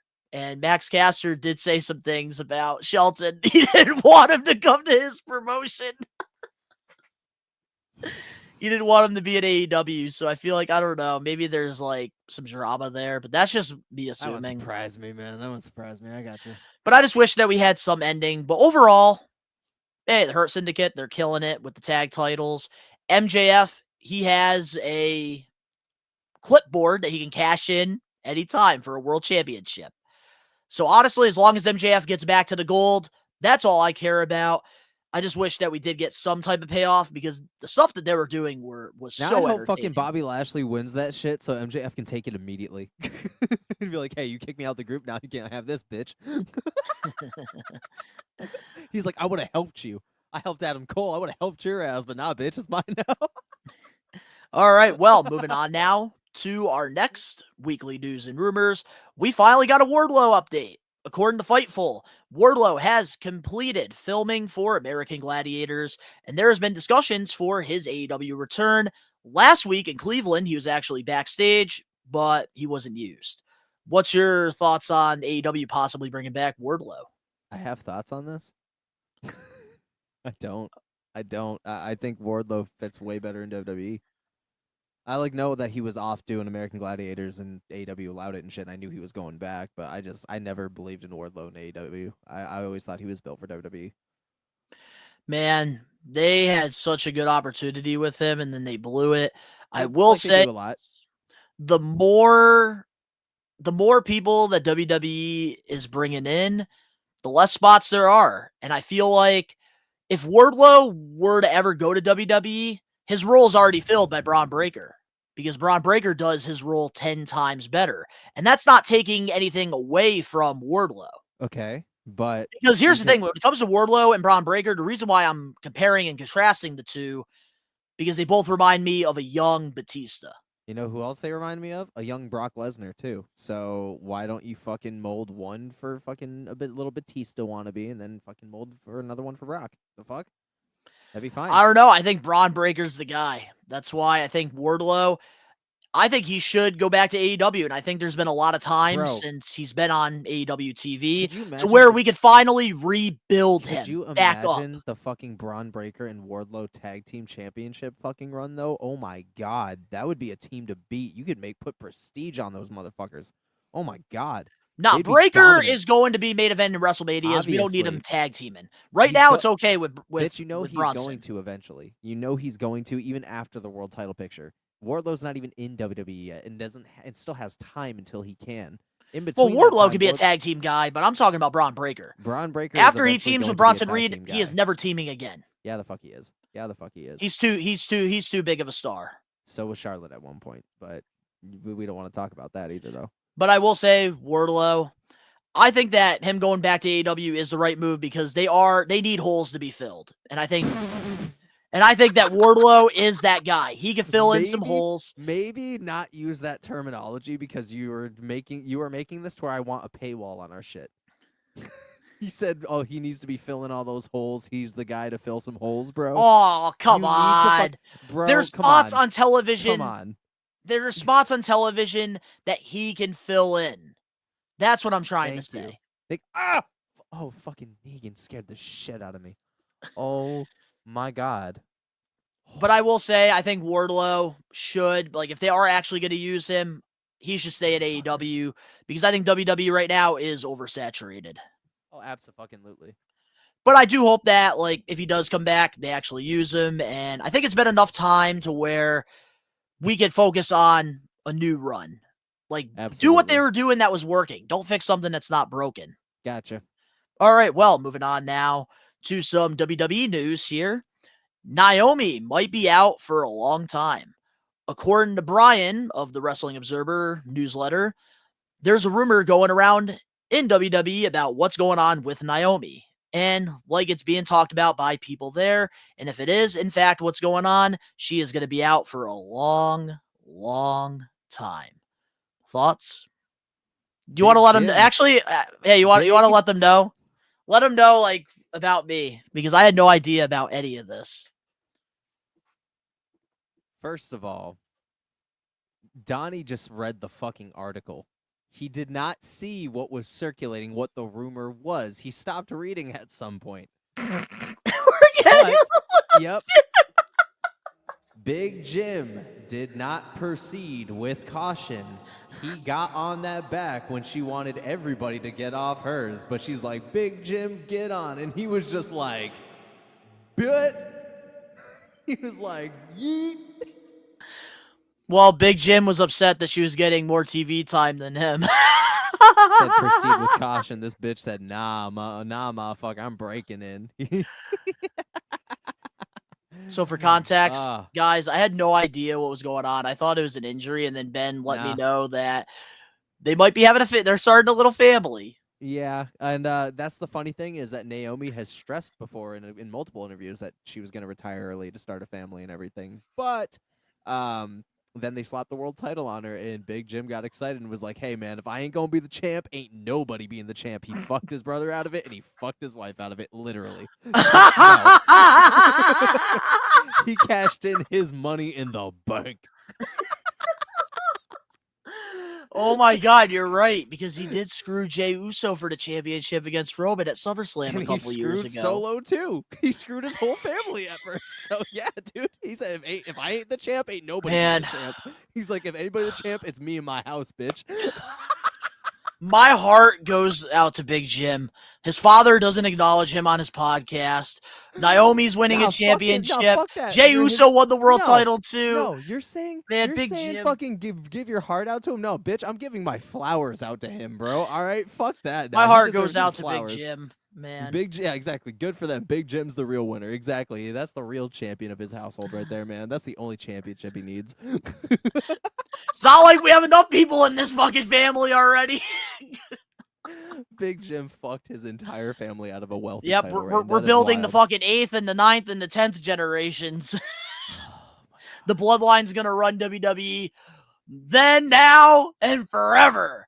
But in all seriousness, congratulations Together. if it is true to Naomi and Big Jim. Congrats, but holy fuck, man. Proceed with caution next time. But my God, horrible timing though. Like if we're talking about it from a wrestling perspective, horrible timing. Because Naomi was doing some of the best work of her Now, if we entire talk in a career. homie perspective, Hollow cards, all gas, no brakes. Big Jim. He gave her that fucking, yeah, I mean, the fucking night she won that title, bro. Ooh, that's a good question by Angelo. So what do you think they will do with the titles if this is Vacate. true? They're going to vacate it. You know what they're going to do? A tournament. Yeah. Yeah, I see that. Yep. And moving on now to a couple quick AEW ones. You don't even know who these guys are, so I'll talk about it. All right, well, moving on now to our next topic here. According to Fightful, the new TNT champion, Kyle Fletcher, recently re-signed a long-term deal with AEW. The deal was quietly agreed to earlier this spring. It's considered a big money deal, and he's figured to be a big player in the company moving forward. And since I'm an AEW guy, I will share my thoughts on this. Fantastic move for AEW.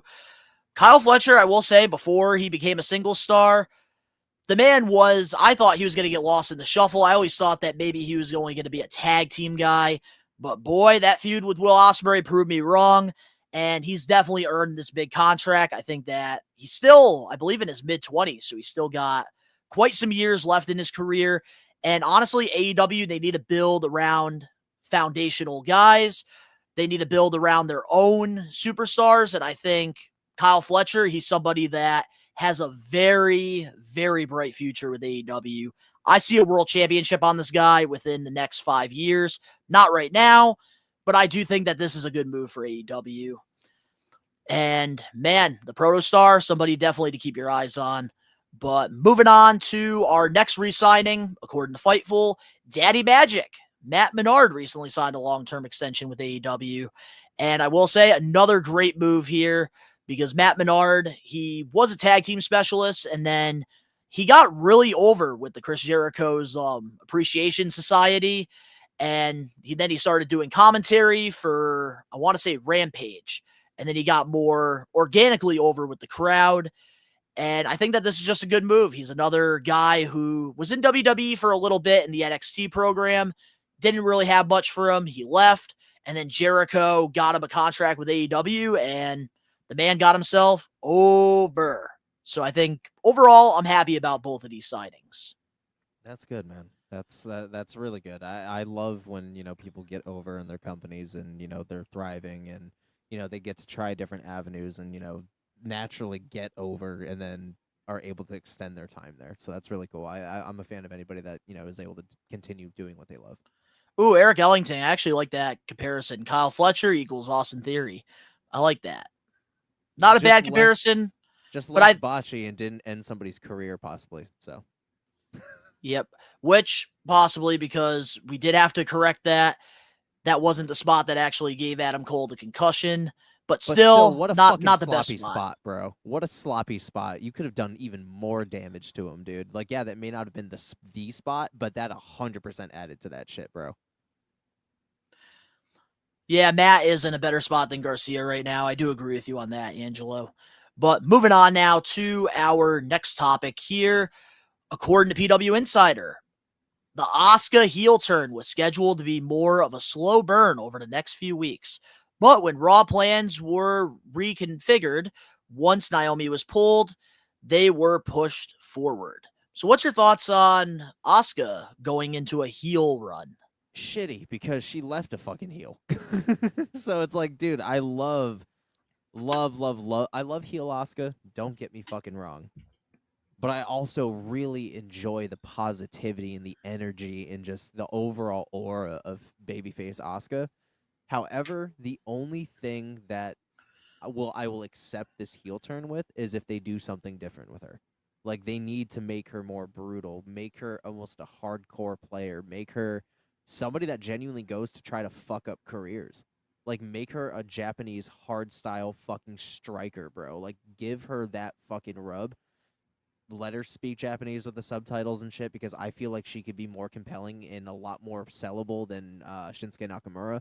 I think that there's something about a Japanese striker and a hard-style, more heelish character is that there is so many more avenues, and there's a lot more animation that can go into it that's a lot more sellable in a female persona than there is a male. And if I were booking Asuka, I would put her on an undefeated streak for a while. For the first few matches, make them quick, almost burial matches, like even among bigger stars. Something WWE or give AEW her- know how to do. Give her almost a fucking Tajiri Buzzsaw as a fucking finisher. Give her a fast fucking spin Tajiri Buzzsaw.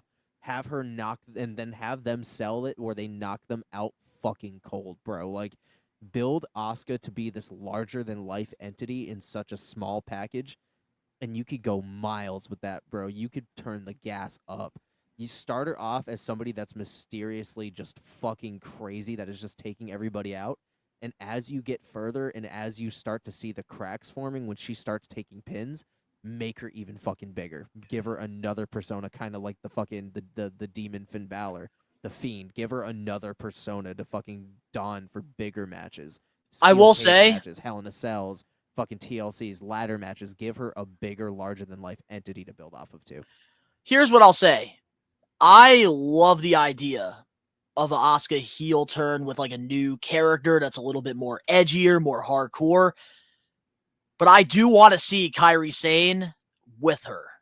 Because Absolutely. I think having somebody that could be like her, like mercenary Yeah. or something like that, Like a merc. Kairi yeah. Sane would be great in that role. Hell yeah. And like you have to get through Kairi Sane to get through Asuka. And I don't want And I them think as a that tag could team. kind of add some aura to it. Yeah, don't make I don't her want as a them to tag break. I don't team. want them to break the tag team No, up. make them manage each other when they go out to the ring. Like, have Kairi protect Asuka, but don't make them a tag team. Like, have her be her companion and vice versa. Exactly. Like, have Because I her think that'll play just a add role in it. more. It'll add more to the aura of Asuka. It would be really cool to have them in almost a duo pair, kind of like Bray Wyatt and Alexa Bliss was, where she's almost like Asuka's puppet. That would be fucking sick. That's what I'm bro. saying. That's exactly what I'm pitching. Exactly. Like, Because if we were that's writing- the if we were problem. booking No. Asuka, we would make them money, bro. But that's the exactly, because that's the problem here when it comes to like Kairi Sane. If they decide to have her turn against Asuka because they want her to stay a babyface, she's just going to get lost in the shuffle. They're Facts. going to have no plans for her. Then her contract's going to run up and they're not going to renew it. Facts. I think they have a big chance here to do something big with Asuka. And I think almost- they really need to just have her be her right-hand man, similar to like Jey Uso was for Roman Reigns Is in the there a beginning of the way head of the table to send character. ideas to WWE creative? Like, that's a real question. Like, that's like a real question. That's legit. Is there a way to Oh send no, they don't ideas? care about us in the IWC, Ben. Well, They don't like, give a shit. even if they don't pay me for it, like, I don't give a shit. Just like a good idea to like help elevate one of their stars, even if they don't give me a thank you note. Like, just I got to an use it. idea. Let's go to WWE.com. Let's go and see if they have any jobs in Stamford, Connecticut. That's how we can get our foot in the door. Yeah, I'll be your fucking dude that spins the fucking the WWE belt, kind of like the fucking Liberty Tax fucking does with the fucking sign. I'll just use a spinner. All right, well- look like an Asian John Cena. Sorry, Well, we do have a lot of comments here about Yeah. this topic, so I do want to read some of them here. let's do it.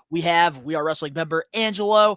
Maybe Stephanie versus Io in Paris. Asuka screws Io and turns because Valkyrie still needs the title match in Paris. That is a very good take. I could see that happening. But then again, like Valkyrie, like you don't want her to have help. Like you don't want her to get help from somebody and then win dirty because she's over. So like I feel like if you're going to give her the championship, she has to win clean. Give me NXT Asuka. I do miss me some NXT Asuka. That's why, like, I'm still like, I don't know if WWE is going to be able to make her this heel character that Ben was just pitching to us. That's going to be tough to see. Like, I don't know. That's why, like, I wish they would go back to the NXT Asuka where she had the undefeated streak. She just had that babyface aura, like you were saying earlier. I would love that. But but man, we'll see how it goes with Asuka though. I'm really hyped that was such a big topic that everybody was really hyped to talk about too. Because also, Eric Ellington here.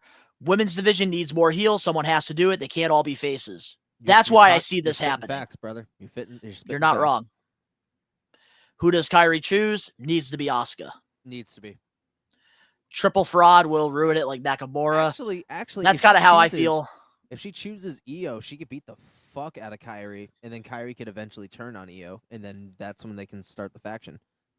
Yeah, they could definitely do something there. Either avenue, just make it creative. But you see, that's the thing. Ben, your idea was so good that I know WWE's not going to do it. And that's why I'm going to be so pissed off when they do this heel run. It's not going to be good. Man, they just need to go back to babyface Asuka. They need to go back to NXT. The whole thing I just took from that was the fact that you genuinely thought my idea was good, and that it was so good. For me. That does so much for me. Thank you. It was such a good idea. All right, thank you. I would make them millions right now, but they won't do it. Yeah. So I'm gonna just say this because I got myself way too excited for a minute. Asuka, just bring her back to NXT Asuka, or just keep her doing the Kabuki Warriors with Kairi. I don't know about Kabuki Warriors anymore. I like the name at first. Now it's just starting to sound cringe. Anyways, continue. All right. Well, let's move on to a big topic here. You could call this possibly could be a triple main event episode with this type of topic. This is a big one. And this is our last We Are Wrestling Weekly News and Rumors topic. And I want the chat. You guys in the live chat right now, if you're listening to this, not on Wednesday, you need to be a part of the live episodes every Wednesday, 5 p.m. Eastern Standard Time. Yes, ma'am. It is the best way to be a part of this awesome community that we're a part of. Be a part of the We Are Wrestling Maniacs. Yeah, bro. All right. Well, this topic is pretty damn big. Jesus. John Cena versus Brock Lesnar is rumored to headline WWE's September 20th premium live event, rumored to be Bad Blood. According to the Wrestling Observer, the show will run head-to-head with AEW's All Out pay-per-view. Another counter program, except this time, it's a main roster one. What's your thoughts? That I think this time AEW genuinely might be fucked because everybody's going to tune into Brock Lesnar versus fucking Cena. Everybody. You know that motherfuckers in AEW are tuned in on their goddamn phones too. You know it. And that's going to piss Tony off so bad because both posters look fucking incredible. Even the one with Edge on it looks great. And like, oh, fuck. Like, what do we do? What do we do? Like, what do we do for that? Like, what do we do? Do I fucking handle fucking Bad Blood and you do all in rather? Like, what the fuck do we do? Is that what we're doing? We're doing a double feature? If the shows are on at the same time, All Out and Bad Blood, you watch Bad Blood, I watch All Out, and we go to war. Are they going on at the same time? We don't know yet because they haven't even announced what show it's going to be, but they're saying the rumors are Bad Blood. I think it's going to be and that they're going to have Cena and Cena and Lesnar. So, and I see it happening right now. This is going to be fucking troublesome. Do we do it on like the same like StreamYard room and we're just talking about two different shows? Do we do it on separate because they're both going to be streaming on We Are Wrestling? Oh, dude. What do we do? Like, what the fuck do we do at that point? Because they're both going to be streaming on We Are Wrestling. Damn, I don't know. Let's leave it to the Maniacs. Maybe we'll do like a poll or something on the channel. Fuck, because we could do like you could watch Bad Blood and I could watch All Out at the same time. But then again, I'm gonna get I don't give a fuck. You're gonna get spoilers. I don't give a fuck, and you're gonna end up hearing something crazy that's going on. And then you're gonna want to change the channels. Fuck. Let's put up a poll. We'll decide. We'll kind of talk about it off camera a little bit. Maybe if we promote it right, I can do Bad Blood on my channel because we still have a lot of traction there. There's still a lot of people over there. There's still like 10,000 people, so that could still be a good poll if like we have some people jump back and forth. We'll keep the links in each description. I think you could do multiple live streams on YouTube as well. So on We Are Wrestling, we can have them going back and forth, but you could also stream it on your channel as well. Do like a multi guys. thing. Make sure you have two tabs like open at the same time if you're on PC. If you have the use of 2 screens on your PC, keep one on Donnie, keep one on me if you want to be caught up to date on both going on at the same time. Before I address that, Angelo, because I do see your comment here, I will say this. You guys might be surprised by my response, my thoughts on WWE yet again, counter-programming AEW.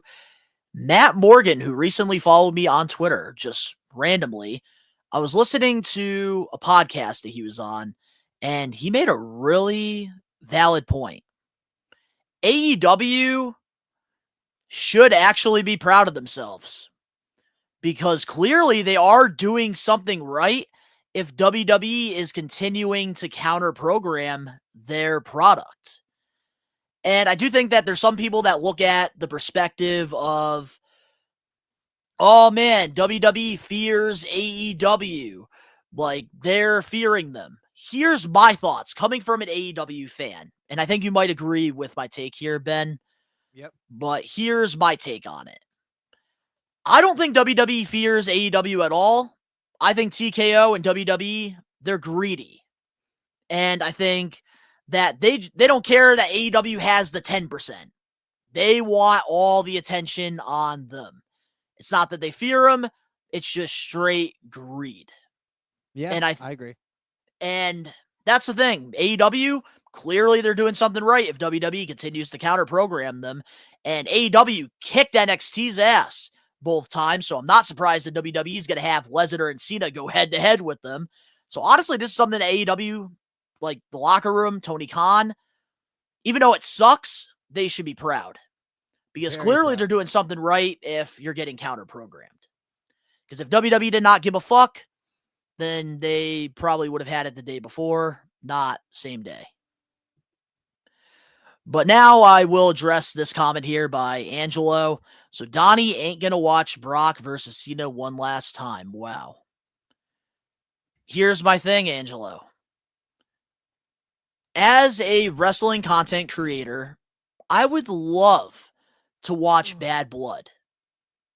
But I also want to watch AEW All Out. Because that's the thing about AEW. The one thing that they have going for them is Except the with me, pay-per-views.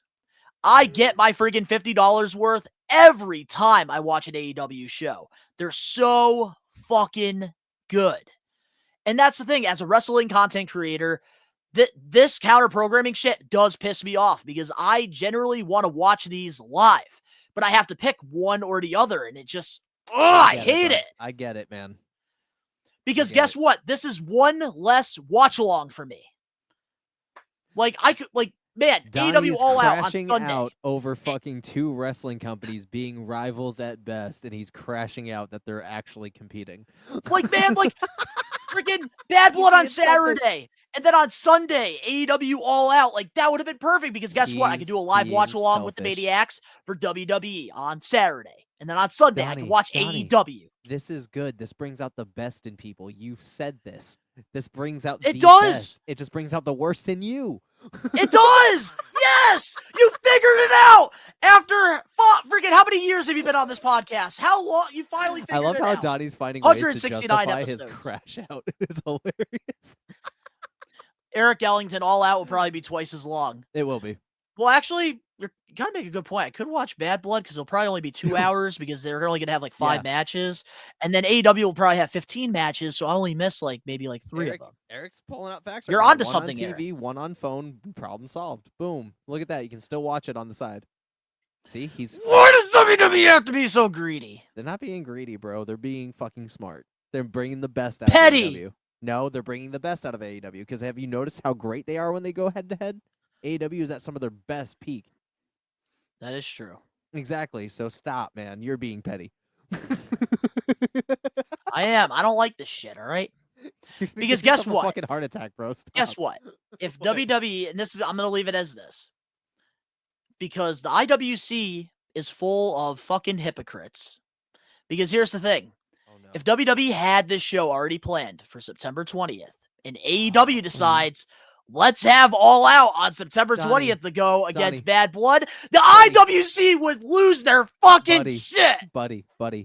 Remember that goal we had when we decided we were going to do this for the long haul? Remember how we said we wanted to be at those seats talking in the pre-show? Your crash out right now is going to prevent us from doing that. So dial it back, bud. Well, guess what? You're going to be able to sit at a WWE show, and I'm going to sit at an AEW show. And be bored shitless for 8 hours when you have to watch how the magic happens? The fuck? Nah, man. Nah. Tony Khan's accessible. It is a privilege to meet Triple H, all right? You are kind of right, because I am trying to get my Defining Moments figure signed by Triple H, so I'm sorry, Triple H, for everything I just said. Exactly. Let's pretend we forgot about it. He didn't fucking mean it. He didn't mean it. He wasn't ready. I did mean it, but it is what it is. Oh my god. You're supposed to lie. There's sometimes it's okay to lie. This is okay. And there okay. it goes. I just lost my All seat right. because of you. Thank you. All right. Cut. Cut. Here we go. Ready, set, action. Triple H is the greatest booker of all time. I love the WWE. I love being a part of the Feds. It's amazing. Feds. That's what the AEW fans call WWE fans. The Feds. All right, what's the next topic? Just because I do have to. You I triggered know. a shit. So what's the next topic? All right. Well, What's the we next finished topic? all the We Are Wrestling weekly news and rumors. And next week, we will be bringing back the We Are Wrestling Getting Put Over segment when Dan Eddy makes his return to the show. And I don't even remember who I picked for the Getting Put Over. So we'll find out next week who we're putting over on the spot. Who we put? I don't remember. I don't either. That's what I'm So I saying. Who we do put need to go over? back and I need to go see who I said because I know it was somebody good. Wasn't it a woman? Yep. We're doing women wrestlers all summer long. And we're getting close to the end of the summer, so we're going to be getting back to normal pretty soon. Wasn't it like somebody that's really well known? I think it was somebody underrated. We did Lita. I feel like it was Victoria, but It was Victoria. It was Victoria. all right, so yep, next week for Getting Put Over, we're putting over Victoria. You Yep. already know, man. Wow, I ain't can't believe letting you I mess remembered with. that. You gonna pay the price too. Sorry. All the things she said. All the things she said, running through my head, running All through my right, head, well, running with that through my being head. said now, Ben, you might want to stop singing because it is time for the We Are Wrestling second main event topic. Aw, shit. And this is going to be a big one. Everybody's talking about it. I don't know if we're going to be able to get through all the comments here because you guys have been going crazy with your opinions on this. And trust me, we have all the scoop and we're going to keep all of you guys in the loop. Yeah. KARRION Kross and Scarlett are no longer in WWE. And I have it all here. Here we go. So, KARRION Kross and Scarlett have been moved to the alumni section of the WWE roster page. That was the day of their release. Scarlett, she commented on Instagram and on X about her WWE departure and said, "To the fans, you've never been just a crowd. You've been our partners in every fight, and the reason we give everything for this, from the bottom of my heart, thank you." There's people that were thinking that this was a work, and there's also people that believe it's real. At first, I remember Ben and I in our little group chat, we messaged each other and we both said, this is 1000% a work because what we gotten with R-Truth, what we've gotten recently with the way Triple H has been booking things, even with the fake Seth Rollins injury, we thought it was a work. Before you continue going, drag this out as much as you need to. I need to go take an emergency. All right. dump, so I'll You're be good. right back, and I'm gonna read all this stuff because you already know about most of it. All right, take me out. Wait, bro. before you go, What's up? the aerial interview. Do you know anything about that? I do. Yes. All right, so you're already like up to tune. Okay, good. I'm up so to tune, I'm so gonna yeah. let them know what's going on. I all think right. I'll be right back. Yep. All right, guys. Ben is going to take a nice dookie at the moment. All right, so here we go. So work or real? Here are some of the reports that we've gotten in the wrestling community. According to Fightful, a number of wrestling companies don't know if they could or should reach out to KARRION Kross and Scarlett because they aren't sure if the stipulation is legit or not, if it is a work. Scarlett, Kross, WWE higher-ups are in it on together, and creative and talent are being worked. That's some of the things that the talent believe. According to Meltzer, the belief in WWE is that Karrion Kross, is going to be back, but we'll see. They're not telling anyone anything, but everyone is pretty skeptical. It's like they're working the boys on this if he comes back. You could say yes, but it's not like they're being fooled. It's not like the guys are coming and going, oh no, he's really gone. No one is saying that. They're just sort of like, we don't know and whatever. Then if you guys haven't checked out Karrion Kross's documentary, the day his WWE contract expired, he put out this hour-long documentary going from WrestleMania to SummerSlam. And we do have some of the facts here. And the first one here we have is Karrion Kross says that Bray Wyatt had an idea for himself and the Righteous to become an extension of the Wyatt family. Karrion Kross, talking about WWE, about renegotiating his contract, said it left him profoundly disappointed. Karrion Kross reveals that some people backstage in WWE told him to not engage with the fans after the show. In particular, the Providence, Rhode Island incident after Raw with the whole "We Want Kross," and then he went and acknowledged the little girl that was standing there. I guess he got some heat for that backstage.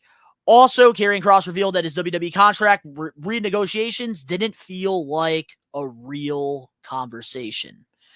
And then earlier today, he did an interview with Ariel Helwani on his show. So if you guys haven't checked that interview out, I would definitely go listen to it. Here's some of the things that came out during this interview. Karrion Kross says he did not receive a contract offer from WWE until last Tuesday. He asked how the company came to validation of the offer and was not given that information. He was told that he had 24 hours to agree to the offer or it would be reinstated. Kross told WWE he could not make a decision without knowing said information, and the offer was reinstated.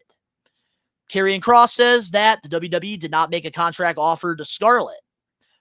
When he asked WWE, he was told, after we deal with you, we'll deal with her. Karrion Kross said some higher-ups in WWE thought his post-WrestleMania 41 promo was real, and that they were upset. He was under the impression that his promo had been okay with everyone, and they all knew it was a work.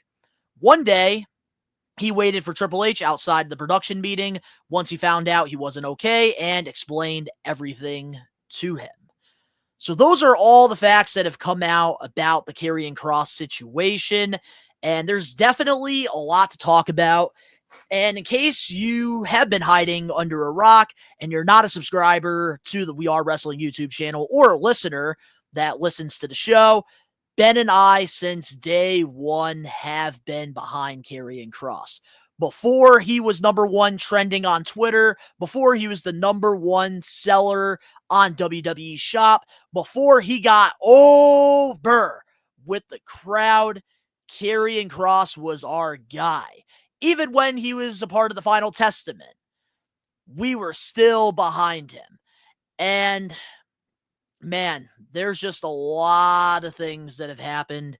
And the more I'm seeing all this stuff unfoil, I don't think that this is the work. And if it is a work, I will say this, WWE did a pretty bad job at it, because you are not supposed to make the fans hate your product.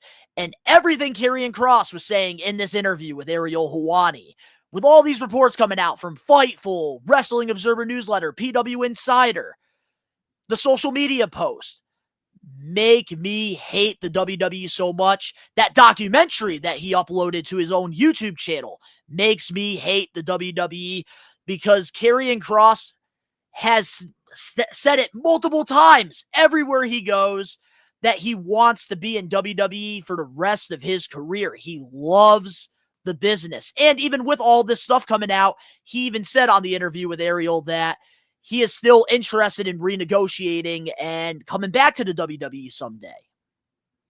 Man, Karrion Kross is one of the most underrated, if not one of the best storytellers in the modern WWE. And the connection that he has with the fans, that is what we ask for. That is what the higher-ups ask for. They tell you, oh, go and get that brass ring. Karrion Kross has done everything that he needed to become a established WWE superstar. And it pisses a lot of people off.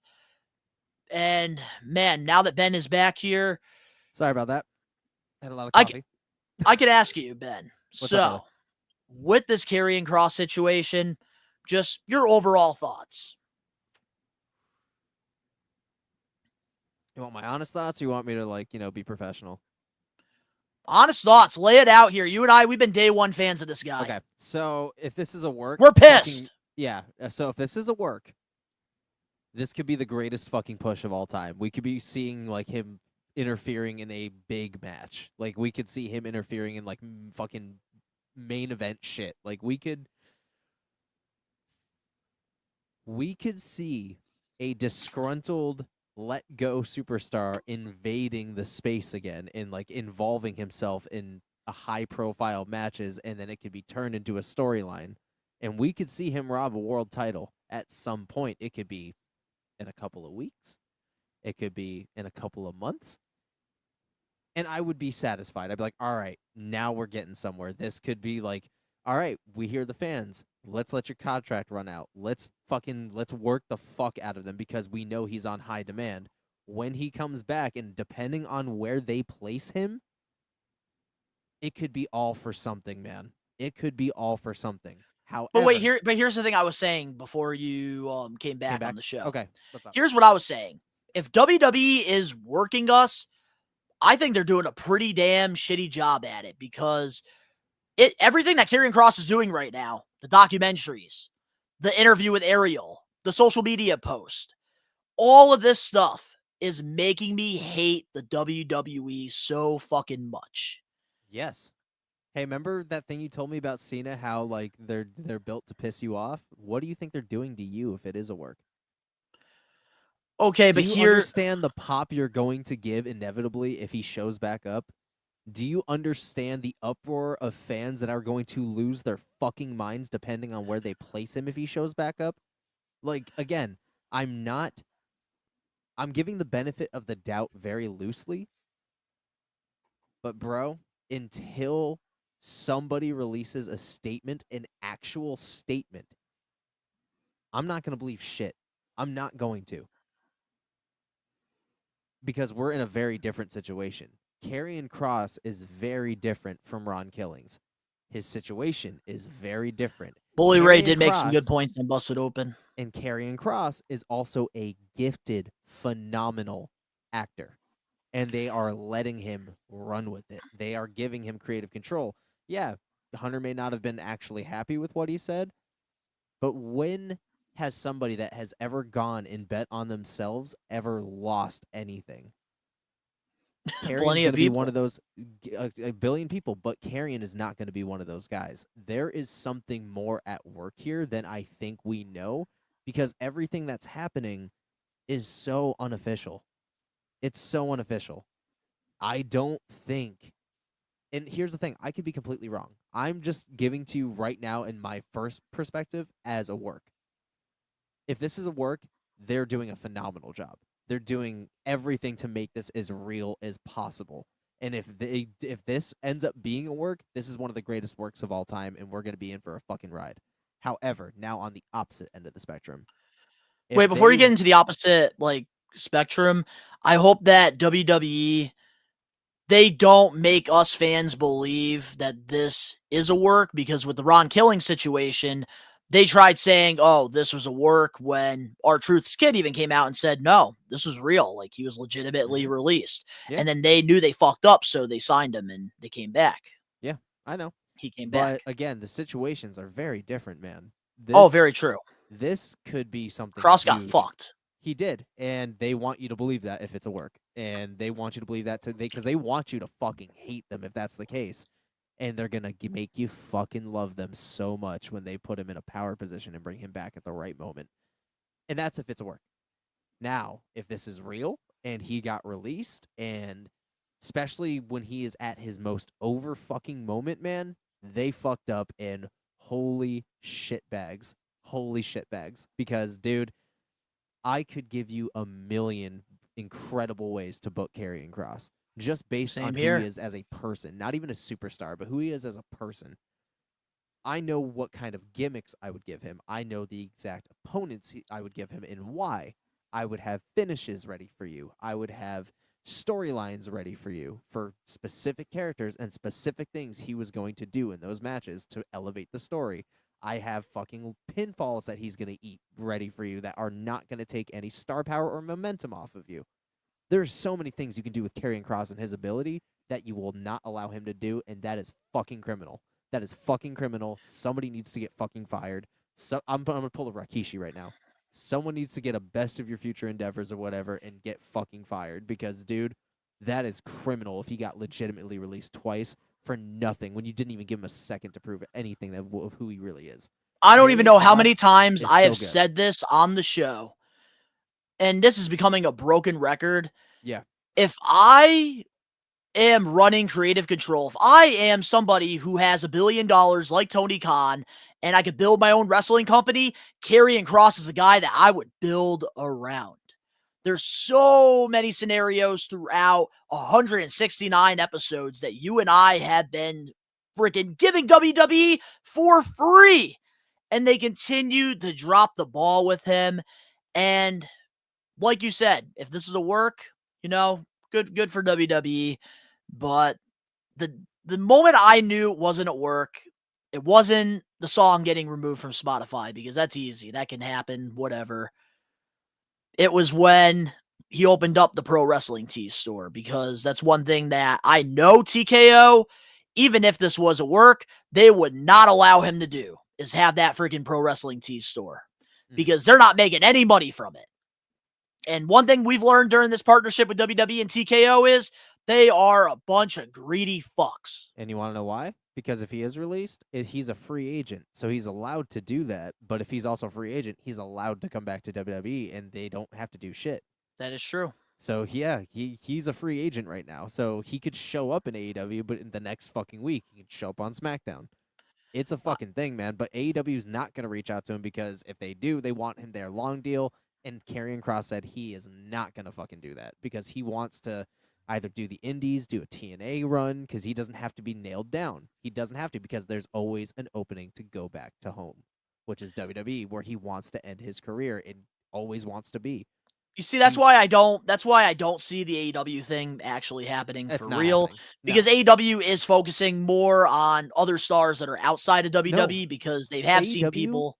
AEW has not reached out to him particularly because they also believe it's a work. That's the only reason they have not reached out to him. Well, yeah, but here's another thing too about the AEW thing. Why I don't see it happening. I think that AEW right now in their rebuild, because they did sign a lot of former NXT guys that were in WWE. Keith Lee, they signed Aleister Black, Adam Cole, Rusev, all of these former WWE guys, and it didn't work. They all pretty much for the most part went back. So I think AEW right now, they're focusing more on New Japan free agents. They're focusing on TNA free agents. They're focusing on people outside of the WWE. And honestly, it is benefiting their company as a whole because there's more people it's starting to get back into the product. Now, if I was Tony Khan, I would sign Karrion Kross to that short-term deal. And honestly, if WWE does have bad blood on September 20th, I would get Karrion Kross on freaking All Out. You want to make some noise. There you go. It's right there. No. It's right there. Stay the fuck away from AEW. No, absolutely not. Hey, if WWE is going to fucking not use him right, somebody's got to. No, I would rather him go to either TNA or Japan. Fuck that shit. No, stay the fuck away from AEW. Go to Japan. Make a fucking name for yourself out there. And that seems more his style, too. Go to GCW. Stay on the fucking indies, but stay the fuck away from AEW. I just want this man to be used. That's all I care about. Dude, and maybe it's I think AEW Killer Kross. Fucking yes, Killer please. Kross in AEW, man. WWE would be nuts. Yeah, I will say this before people start going down my throat.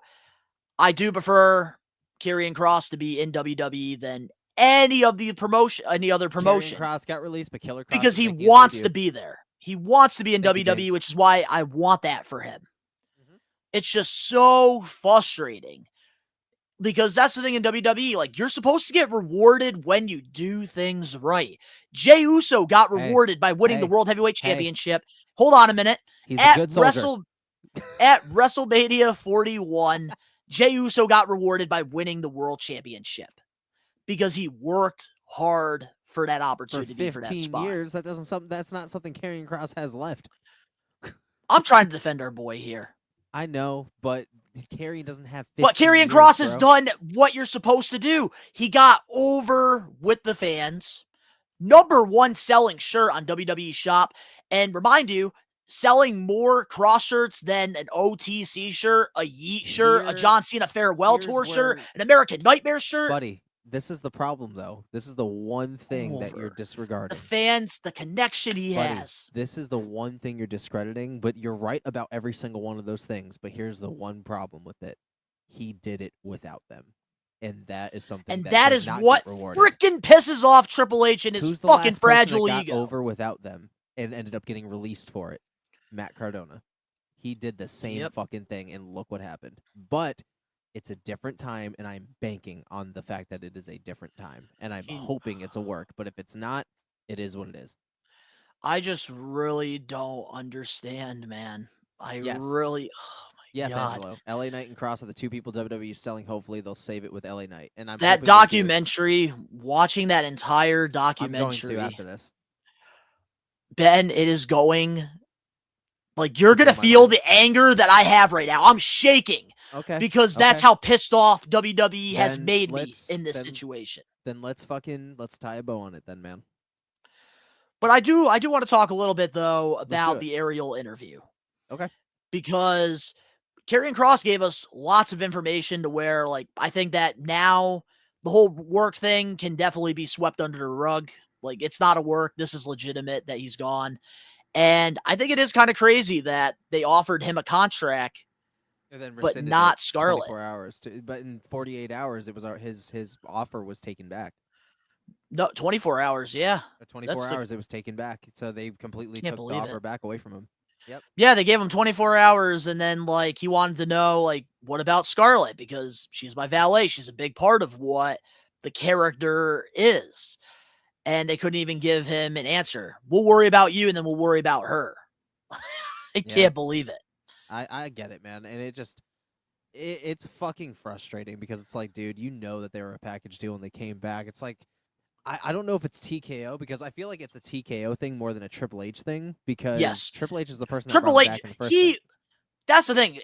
That's one thing I do want to put out. Thank you for that, because Triple H is the one that gets all the shit for everything that WWE does. He's a Karrion Kross guy. But that's the thing. Triple H is a WWE guy, and that's why he's the one that gets the blame, because he's the one that's being seen in the public eye, while Nick Khan, Ariel, and the rest of TKO are behind the scenes. So, of course, Triple H is going to be the one to get the blame because he's head of creative. But Triple H is not at fault in this situation. Okay, yes, he could have booked Karrion Kross better. I think we all can agree on that. Everybody hashtagging, we want Kross. We can all agree the booking could have been a lot better. He should be a world champion. But TKO and the foundation of WWE are not behind Karrion Kross. It's not a Triple H thing.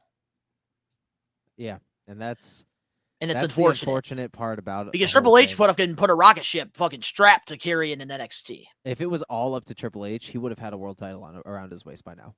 And I know that. I know that for a fact because the holy shit, the way they booked him in NXT, dude. You knew that there was Triple H all over it. And the fact that this is happening to Karrion Kross is criminal, and I know Triple H thinks so as well. So the fact that he is getting any shit for it is criminal.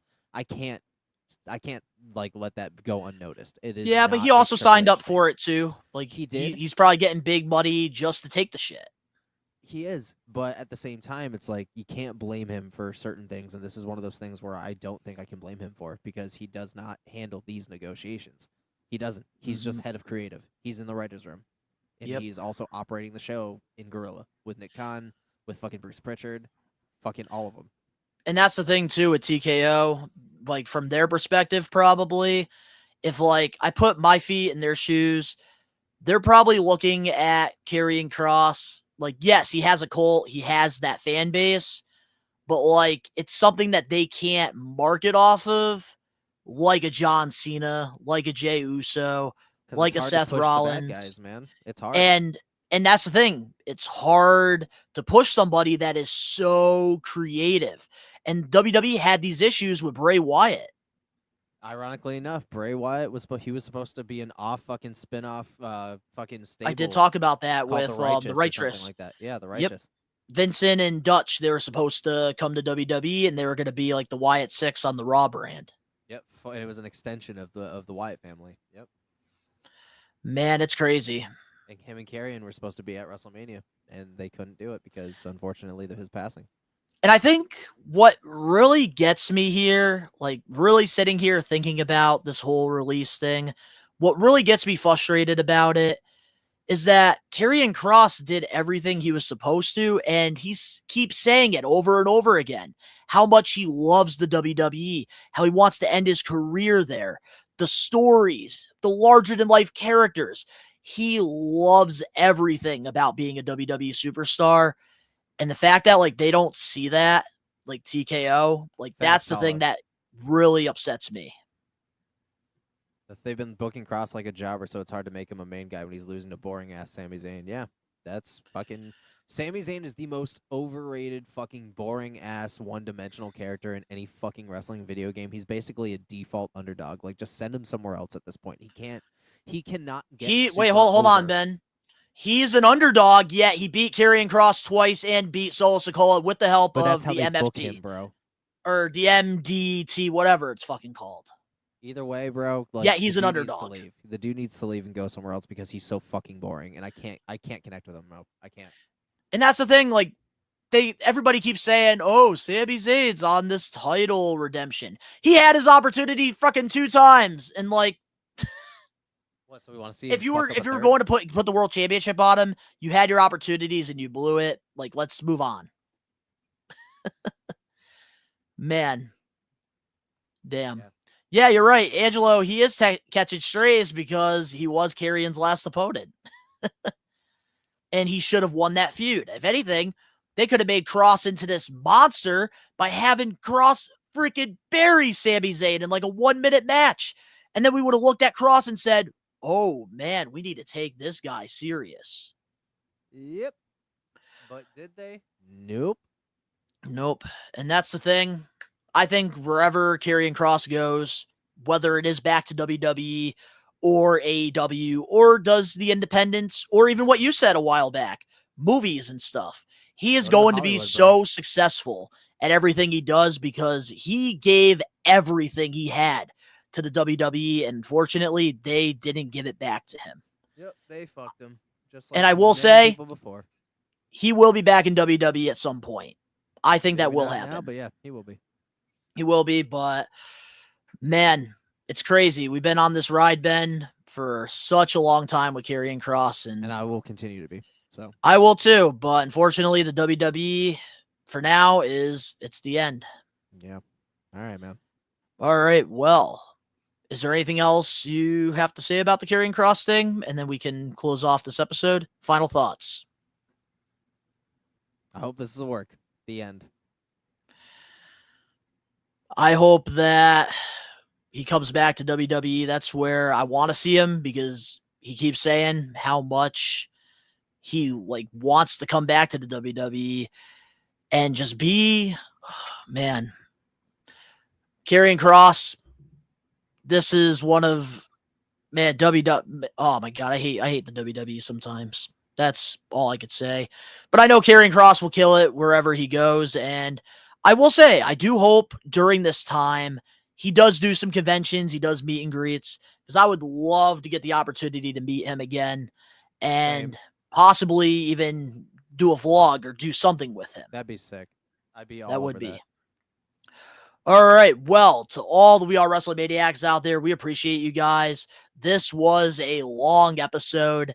Lots to talk about, lots to unfold with some very big main event topics here. Double main events. But to all the We Are Wrestling Maniacs out there, let us know in the comment section below your thoughts on all the stuff that we talked about this week on the show.